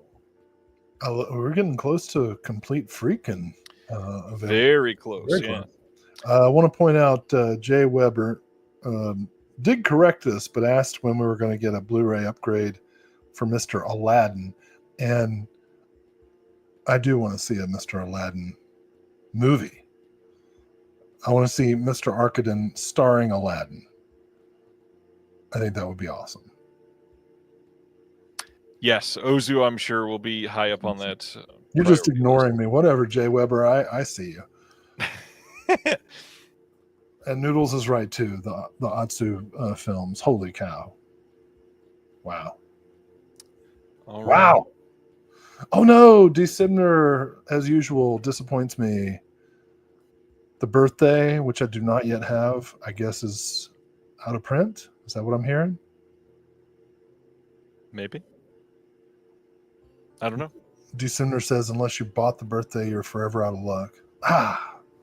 Well, I didn't, so I guess I am. Oh, speaking of out of luck, I just bought the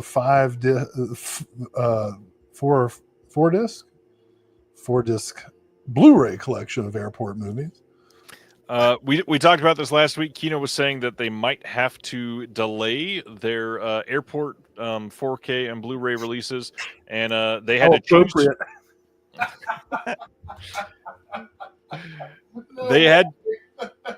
They had to change the key art, and this is already the new key art, and this is going to still be coming out on time. It looks like it will still be coming on September 30th. It is not delayed. It is on time. But that is very funny. Yeah. And then when you go to buy it, somebody in line in front of you is going to be causing a problem. To buy it, you have to take your shoes off? Well, just they'll be trying to return something without a receipt. Yeah. And you'll be like, God damn it, I just want to buy this airport. So, all right, next one. September 22nd, second run over in the UK is releasing Wendy and Lucy. This is the Kelly Reichardt film. This was released in the US by Oscilloscope, one of their bigger titles that they've put out. This gets a brand new 2K master on this release, approved by Reichardt. We got Andrea Luca Zimmerman and Somayer in conversation about the film. We've got a booklet with new writing by Elena Gorfinkel, and more extras coming as well. Mm. Have you seen Wendy and Lucy? Mm. Good Yeah, movie. I love Kelly Reichardt. Reichardt's best film, or do you have a different opinion there? I mean, I really like Old Joy. I really, what's that Western she made? Meek's Cutoff? Meek's Cutoff is really good. Oh, I love that. I showed that in my Westerns class, and half the class was like, oh, but then the other half was like, this is the greatest movie that has ever been made. Yeah. And that was really cool to see, you know, 19, 20-year-olds watching a movie that is that slow and subtle. Yeah. And being like enthralled. Yeah. And like, I didn't look at my phone for 2 hours. That's weird for me. You know? So I wouldn't say Winnie and Lucy is my favorite, but it's awesome. I mean, I'm picking this up because I think, what was the previous release again? Oscilloscope. And that's out of print, right? No, I mean they're limited versions out of print, but just the standard blue is in print. Oh, okay. Well, then I don't have it yet. Maybe I'll get them both. I love you, Oscilloscope. Will, I think I have an Oscilloscope release of this you can have. I'm not a charity case. Hey, let's talk about maybe the second biggest news of the week. Radiance has announced a new line. I wrote this as a hosted label. It's kind of a weird clarification to make, but they're starting something called Transmission. This is a new imprint for UK Blu-ray and 4K HD releases, focusing on offbeat cult classics and underappreciated genre filmmaking. Equally inspired by late-night TV oddities, all-night cinema such as the Scala and 42nd Street grindhouses and the video shop experience of the 80s and 90s, Transmission will invite new audiences to recapture that same thrill of discovery with its upcoming slate of left-of-the-dial UHD and Blu-ray titles. We're going to talk about the first title in just a minute, but future Transmission titles will include Underseen Genre Gems, an offbeat cult classic about the perils of movie making, an acclaimed touchstone of 1970s horror, and one of the most outrageous black comedies of the 80s. All currently planned titles will be receiving their UK Blu-ray premieres. Some more info on this was posted in the Radiance Discord, so I wanted to share that with everybody here. This will not be a part of their subscription. It's like a sub-label for them, but they're treating it kind of as one of their hosted labels, so like Raro Video is and the other labels that have teamed up with them over there. They are helping with the curation of this line, but it's not all Fran curating it, which is another reason why it will be a bit different. Fidelity in Motion is doing the encoding on this, which is great, which means this will likely look a hell of a lot better than the Kino release of the same film that we're about to talk about. There will not be new titles from Transmission every single month, but they've already licensed about 7 or 8, and they're also working on more titles for this line. And then they want to broaden their slate, but their main line of Radiance titles, they didn't want to feel like they were like muddying the waters around their main Radiance titles. So this is where some of those genre films will come into play. And essentially, Fran is just killing it. This is a really great choice, and they're going to be great. Radiance live transmission. So let's talk about their first transmission. And that is Night of the Juggler. This is getting a 4K and Blu-ray release. This is going to be a dual format release. This is going to be coming on November 17th. Pre-orders start tomorrow morning. Here in like 6 hours or so, this will be available to purchase.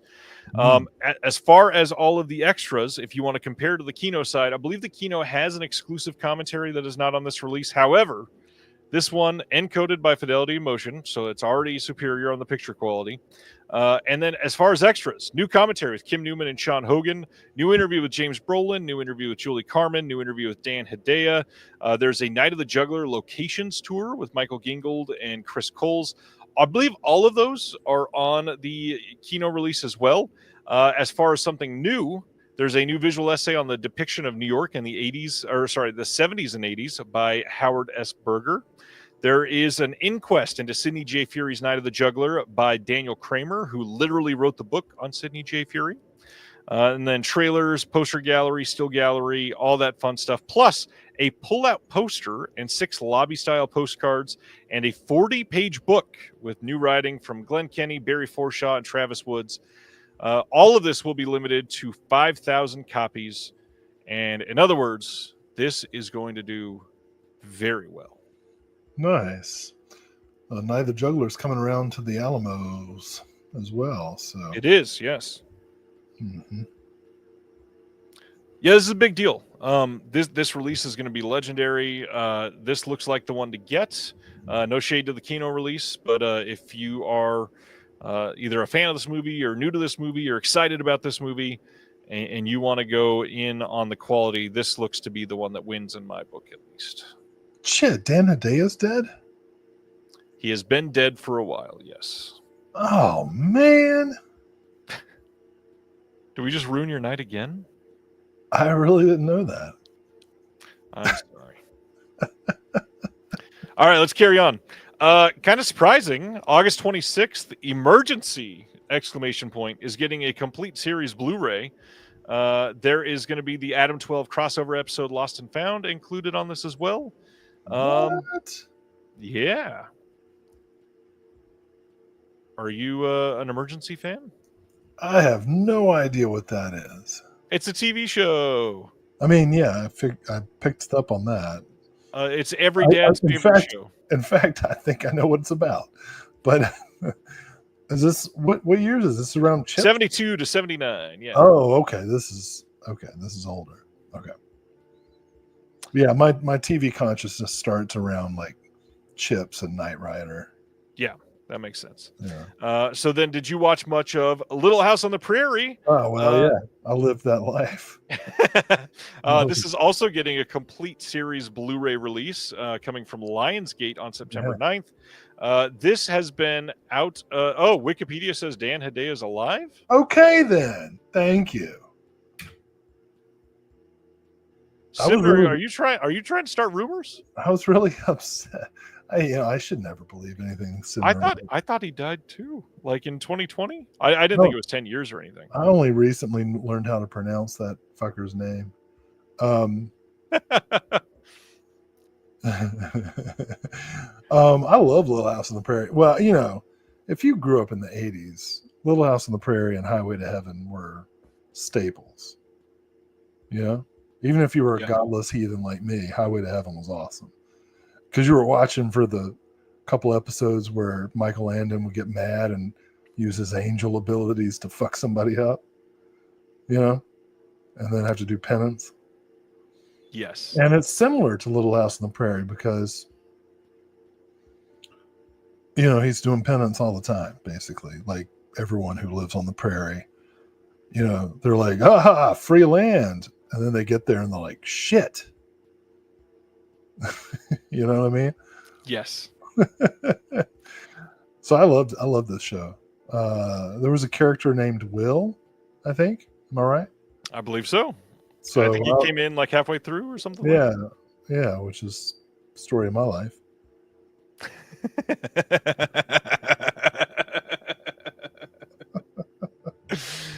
Oh man! Now we're debating Dan Hedea's existence. As I just said in the chat, I can't find a single article talking about Dan Hedaya dying. It would be hilarious if Dan Hedaya was in the stream.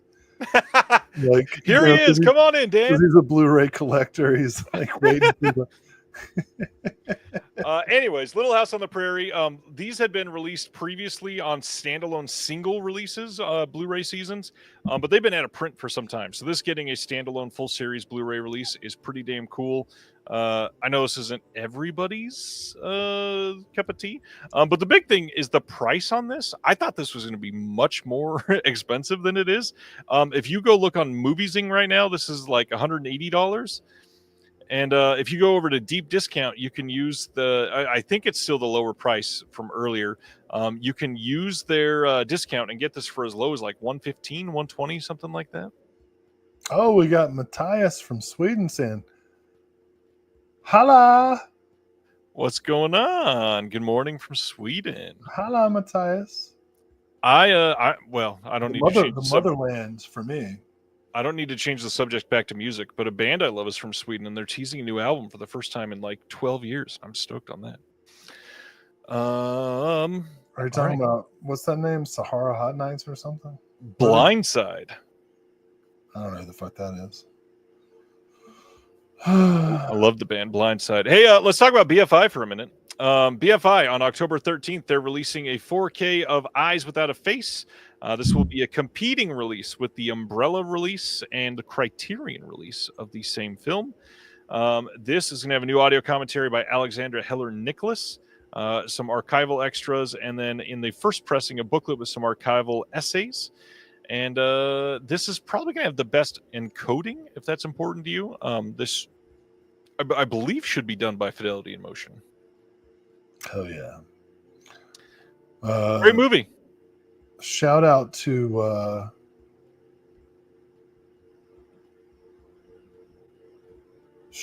Noodles for calling for a Weird Science TV show to be released.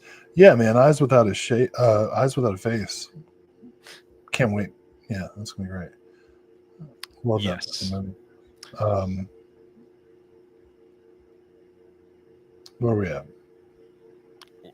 You're in North Carolina. We are 3.5 hours deep into this stream. Oh yeah. Well, so my genetic background is Swedish, and so I was just saying hi to Matthias. I'd like to move there. They've got really, you think we got immigration problems.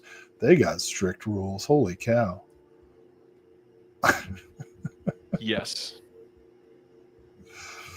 Anyway, Sweden, they're all right, though. All right. Going to the next one. We... What? October 6th, the UK is getting its first standalone Blu-ray release of Jean Dielman, what is currently voted as the greatest film of all time, according to Sight and Sound.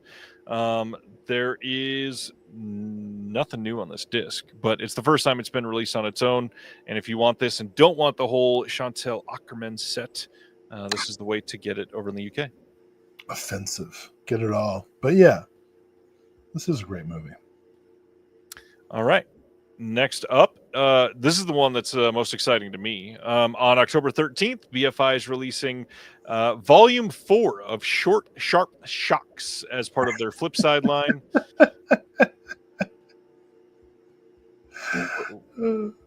What are we laughing at? What's in there? Tell me what we're laughing at. I said it 3 times fast and laughed at how it sounded when I said it. This features an uncanny cornucopia of ingenious micro-budget shockers, astonishing award-winning. What are we still laughing at? Amateur works. People with their adjectives, man, and their adverbs are just hilarious to me. Televisual, twist in the tail, weirdness, breathtaking fantasy film spectacle, blood-spattered rarities, petrifying public information frighteners, and evocative avant-garde experiments, all offering up oodles of atmosphere. We've got 1948's The Fatal Night, Death in the Hand, Strange Experiences, Halloween Party, Strange Experiences, The Laughing Clown, Night Ride, Mirror Mirror. Then on disc 2, Scarecrow, Red, Sanctum, Play Safe Frisbee, Play Safe Electricity, Black Angel. Black Angel, I believe, is one that played in theaters before one of the Star Wars movies. And this is the first time that it's got a home video release. I'll tell you what. Anybody who writes copy for these boutiques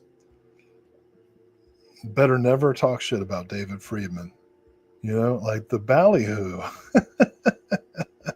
in these product descriptions, the artful deployment of adverbs and adjectives is striking. Not just for this release, but for all of them. I love it. I'm here for it, as the kids say. We do have some new interviews on the disc as well, and there is an illustrated booklet with some contributions in essay form. This is going to be a pickup for me for sure. And for everybody saying this artwork sucks, it does say not final artwork at the bottom. They are going to be working on new artwork by Graham Humphreys. Oh, Be well, hey, decent artist, as they say. I worry not. Adam giving me the exact meaning of what I was getting at here. Black Angel was played before Empire Strikes Back in the theater. Hmm. And yeah, I believe this is the first time that it is on home video at all, which is really cool. Mm-hmm. All right, next up is 1998's Hillary and Jackie. This is coming on Blu-ray on October 27th over in the UK from BFI. And Here we go. Now we're in the releases that I've been waiting for. Yes! This is supposedly really great. Mhm. Have you seen this one? Hell yeah. If there's a cello in it, I'm all over that shit. I don't know if that is serious or not. So, all right. Love cellos. All right. Yeah, this sounds like a really interesting story, at least. Yeah. It's good. All right. You should check Go it to out. the next one. Hey, you know what? Hey. There's a lot of tension in that movie. That cello's it's not just a musical instrument, it's a metaphor. All right. November 17th, Priest is getting released by BFI. This is from 1994. This is the first time on Blu-ray for the award-winning British 1990s drama directed by Antonia Bird, written by Jimmy McGovern. This is one that I've heard a lot about a few times, and yeah, this sounds good. Got a bunch of extras on here. We got some archival stuff, and then The Priest from 1953, 22-minute award-winning documentary is going to be on here, and then an illustrated booklet in the first pressing as well. Oh man, you know what I love more than anything? Priests. The Catholic Church. The more I learn about the history of the Catholic Church, the more I'm like, wow, what a great group. Thanks, Will. Shockingly, the church was not happy with this movie about a handsome young man who tried to do good in the world. Can't believe it. Can't believe the church was like, boo. What a rip-roaring endorsement for the Catholic Church. That guy, he's too old for him. That's the problem. All right. The finish line is finally within view. Hey, let's keep going. Did I communicate how much I love the Catholic Church? Not quite enough. You know what? Nope. Let me make this clear. I'm not condemning the movie like the Catholic Church did. I think the movie is super important and you should see it. In fact, purchasing it would upset the Catholic Church and therefore would be a good thing to do. And something that I'm working on right now, actually, is a way to show that physical media in itself is an act of protest sometimes. Against the Catholic Church. And against the establishment many times, too. Next up, November 17th. What are you laughing at? Nothing. BFI releasing a 5-film box set of the Akira Kurosawa Samurai Collection. This has 5 films: 7 Samurai, Throne of Blood, Hidden Fortress, Yojimbo, and Sanjuro. Of course, these have all been released in standalone releases in 4K, better, limited packaging and all that stuff. But this is essentially just a way to repackage those new restorations for people that aren't super into 4K. It'll be a cheaper way to grab all 5 if they want them. These are identical. You're not getting any new extras or anything like that. This is just, hey, if you're not into 4K and you want because the old Blu-rays for these did not look great, and now they do. So if you want the new restorations, here you go. 5-film box set. Oh, that's great. No offense to Catholics, by the way. No, offense to Catholics. No. Just talking historically. I'm not trying to get political. No offense. Anyways. Oh, man. This is the one. I've been waiting for this all day. November 24th, The House of Mirth coming to Blu-ray from BFI. This is the first time on Blu-ray for Terrence Davies' acclaimed adaptation, newly remastered by the BFI. No extras announced yet, but there will be some extras on here. And this with some interesting cast members. We got Dan Aykroyd, Laura Linney, Oh yeah, anytime I'm thinking costume drama, I'm like, get me Aykroyd. Eric Stoltz. Yeah. No, this is a good movie. I like this. Yeah, this seems like a Will movie. No, it doesn't. That's why I'm trying. That's why. No, it does. I'm genuinely saying it does seem like a Will movie. Well, I actually do kind of like these costume dramas, especially the literary adaptations. The Dickens and the Whartons and all that. Yeah. But Thackeray. kind of bearing the lead here. What? Jillian, kind of bearing the lead here. Gillian Anderson being in this is kind of cool too. Oh yeah, she's the best. All this from 2000 sounds like a good time. Yeah. All right. Here we go with the controversy. Let's just dive right in. October 7th, 4K Steelbook. 4K Steelbook.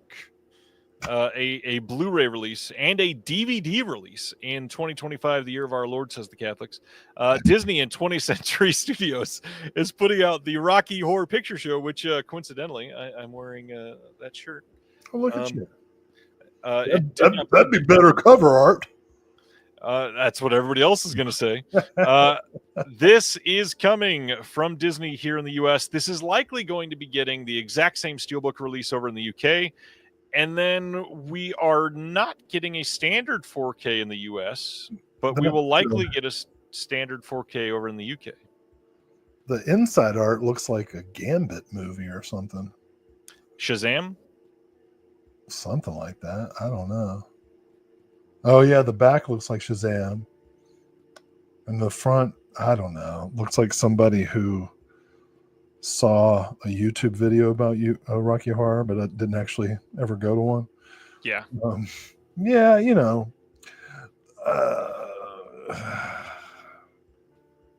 whatever. This isn't great, but I feel like this could have been a hell of a lot worse. I want to remind the world that last year we got a 4K Steelbook of an actual horse saddle on fire as the cover of a Steelbook for the movie Blazing Saddles. Oh, wow. That makes zero sense. I didn't know that. Yeah, it looks like this was made without the input of any queer individuals. This is like the most aggro version of Rocky Horror. This Steelbook does not have pronouns. This is like, I'll put you on the slab, motherfucker. It's a 4K cis het book. This is oh, that's funny. They said, okay, I want you to do art for the Rocky Horror Picture Show, and they're like, oh, Rocky, I got it. Quick Google. Okay. Yeah, I do think the inside art, they're very much looking like that pretty famous picture of Tim Curry in It.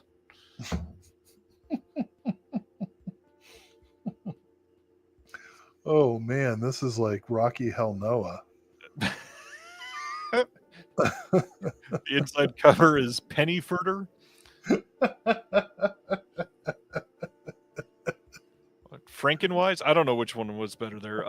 Another complaint that I got from a lot of people is the 4K disc is a 66 gig disc, and yeah, it's not great. They definitely should have put that on a 100 gig disc. I don't understand some of Disney's choices here. No new extras either. From what I hear, the UK cut is on here likely, which is a big deal for a lot of people because of the hero song. Yeah, I don't know. I'm glad. I'm grateful that we're getting this in 4K. I certainly don't want to complain about that. Will, you look genuinely distressed. This is like, I'm just laughing. I'm laughing at the art. I mean, unlike many people, like I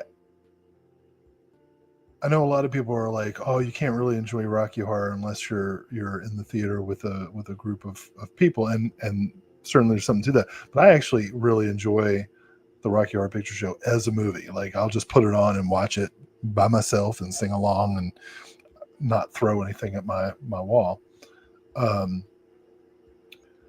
But I'm, this cover art, I generally just don't even care about like packaging that much, but this is pretty funny. Yeah, just how just completely divorced from the material.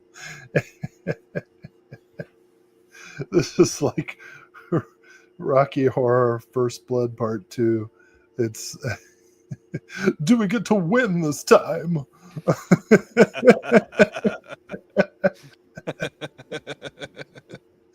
They drew first blood. Just Wow. I just okay. All right, let's go to the next one and do the time warp again. We've got Oscilloscope this fall putting out a Blu-ray and DVD release of The Taste of Mango from 2023. Good art on this. I like the cover art on this one. This says it's the debut feature from filmmaker and video artist Chloe Abrahams, and this is an enveloping, hypnotic, urgently personal meditation on family, memory, identity, violence, and love. At its center are three extraordinary women: the director's mother, Rosanna, her grandmother, Jean, and the director herself. There's stories by the mango's a tango. There's stories by damn it. Their stories, by turns difficult and jubilant, testify to the entangled and ever-changing nature of inheritance and the ways in which we both hurt and protect the ones we love. There's some short films on here, and then the director in conversation with Sarah Doza and a trailer. Listen, don't let my Ted Nugent joke detract from this movie, which is quite good.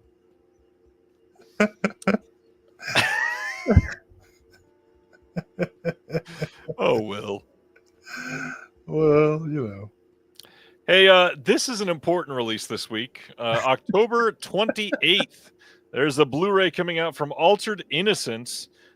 This is called Angst by August, and it will include the films Zappa and Twist and Shout from 1983 and 1984, respectively. And this says Danish director Billy August, Academy Award and Palme d'Or winning director of Pele the Conqueror that we just talked about earlier tonight. These are the coming-of-age drama Zappa and Twist and Shout, after a tender yet unflinching vision of adolescent passion, cruelty, and discovery set to the sounds of early rock and roll. Overlooked for decades, these gorgeously photographed and dramatically nuanced films, breathtaking in their candor and heartbreaking in their sincerity, are here for rediscovery and stunning new transfers, along with newly produced bonus features that help bring August powerful films to audiences anew. You can check out what Zappa and Twist and Shout are both about. We got a new interview with Billy August. We've got the coming-of-age films of Billy August, a visual essay by Jordan Cronk, new compilation trailer, some other trailers, and then the artwork on this one done by Beth Morris, who frequently does a lot of art for Deaf Crocodile, including all of the standard art. Initially, I was disappointed that there is no Frank Zappa in Zappa, but is there? I don't know. There is not, no. Yeah. But I'm definitely going to check these out. I know that you don't want to hear what I'm about to say, but Paul just noted that the imprint bundle has just been announced. You want to talk about it? I don't, because we're going to talk about it next week, but I literally am on the imprint Facebook page to see what it is right now, and Jesus Christ. We got to, man. I don't know. Okay, well, just a second. Who do you have next week? I was not going to say that yet, but next week is going to be a really fun show because Jim Tudor's back. Well, you can. We don't. We'll talk about him again next week. But let's. How many are left for this week? let's cover. You know what? I It's think your show. I'll just shut up. we've got 2 left still, so hold on. Coming out October 21st on Blu-ray in the U.S., Kino is releasing King and Country. This was announced previously, but now we got a date, and also that there's a new commentary by Simon Abrams. Have you seen this one, Joseph Losey? No, but if it's based on the fact that it's Losey and the cast, absolutely, this is a must-have. I don't know this movie. Wow. Okay. Yeah. Let's do it. And the final one, I know you've seen the next film. The last one is that Weapons can already be pre-ordered in a 4K steelbook already on Groove. Let's take a quick look over on this tab. These are the releases that Oh, were just K-Pack, sweet. Sorry. Just announced by Imprint. We've got directed by John Huston. You've got Wise Blood Under the Volcano. The Dead. Oh no! You got to get it for the Dead. You've got Last Exit to Brooklyn. You've got James Frankie and Johnny. James Lorenz from Frankenhooker's in that. Afterglow, K-Pax, Lulu on the Bridge, The Quiet American, and Half Nelson. Wow. Okay. I'm all in for Last Exit to Brooklyn. Great book. Plus James Lorenz is in the movie. And K-Pax. The Dead is awesome. I love The Dead. It's one of my favorite James Joyce stories. And the film version is quite amazing. A great late John Huston film. Wise Blood and Under the Volcano have both been released by Criterion, so most people probably already have them, but this looks necessary. The rest of them, okay, I'll look into it. Probably not K-Pax, but... Yeah, we will cover more details on those. I reject K-Pax just because of the movie. I'm not even going to get into the politics of it. Is it politics? Anyways, let's quickly go over what is coming out next week in case you forgot.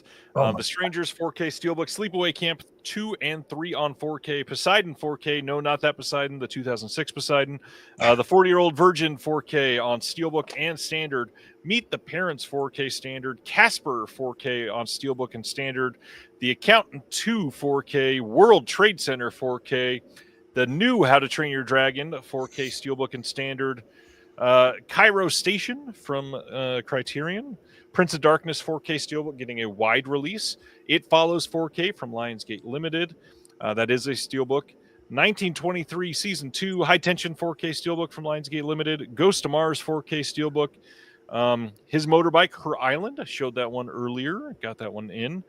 Film Noir, The Dark Side of Cinema number 26, close to the naughty Film Noir coming up soon. The Great Gatsby from 1949, Straight Outta Compton 4K Steelbook. The Toxic Avenger 4K, the original, coming out in a standalone release. Confessions of a Co-Ed, the Pre-Code double feature from Kino Lorber. Freaky Tales Blu-ray from Lionsgate. Blood Dolls from Full Moon, some standard Deaf Crocodile title there, Tragedy of Man. The rest of the Toxic Avengers also coming out in standalone 4K releases. The Medium from Raro Video. Farmer's Daughter, Maskhead from Unearthed Films. The Maiden coming out next week. Some anime titles, 25 Cats from Qatar. And that's it. Well, I don't want to get ahead of myself, but I would tell people to hold off on the Toxic Avengers just yet. Well, we all know that there's a giant set coming from Umbrella. Give it a month or so. It will come out with all of the Toxic Avenger films, including the new one, and all of the 4 original ones, all in 4K together. So that's interesting. Yeah, so just hold on. Yeah, I pretty much have everything on that release schedule that I want already. You don't want Meet the Parents on 4K? No. Yeah. So that was a hell of a week. That movie's fine. I don't have anything against it. It's not fucking great. No. That is the most announcements we have ever covered in 1 week, Will. I feel like we did it pretty quickly, honestly. Yeah, pretty. And gave people like a really awesome and varied playlist to put together. The music references tonight were pretty impressive. If anybody puts together a playlist on Spotify or an ethical platform, if anybody puts together a full playlist from tonight's show, you can get a free year Patreon membership with Ryan. What? Like the one with crazy me. that you're gonna pay for. You can get the good one. You can get the OnlyFans one. Oh boy, this was a hell of a week. 4-hour live stream. Listen, I shouldn't have said that, but if somebody does put together a playlist, you should give them a year subscription. Ronnie's gonna burn you a CD. Dude, I'll take that. I'll play that. Oh man, good week for everybody. Yeah, get some rest. Like I said, Jim Tudor will be our guest next week. Gonna have some fun conversations. I got some really interesting interviews coming up. Another fairly big one that I hope people check out. I got some other creator types that I wanted to have on as well that we're not going to do the live show that I would like to share with all y'all. Will's got the Cary Theater gig coming back up. You want to pitch that one more time? Yeah, come out Wednesday, August 13th. Count Dracula, 7 p.m. Just Franco. And we'll have a lot to talk about in September. Cool stuff coming up. Going to be tabling at the Tidewater Horror Convention. Got some cool classes this semester teaching, so I'll be able to talk about them next month, and maybe we'll have some projects that we can talk about. Yeah, we're gonna have a lot of things that we get to talk about. Appreciate everybody hanging out tonight. I know it's been a long stream, and having you all here makes it all worth it. Will, you're amazing. You are the best part of the first Thursday of every month, and that's only because Seinfeld's canceled. Literally the only reason. It was never Appreciate you. canceled. No, that was Michael Richards. Thanks, everybody, for hanging out, and we will see you next Thursday. If you want to check out more like this, join the Patreon in the description below, and we'll see you next time. See ya. Like and subscribe. Thank you for watching The Disconnected. On the way out, make sure that you are subscribed to the channel, that you've liked the video, and that you've copied the link to be able to share it with someone else that may appreciate this.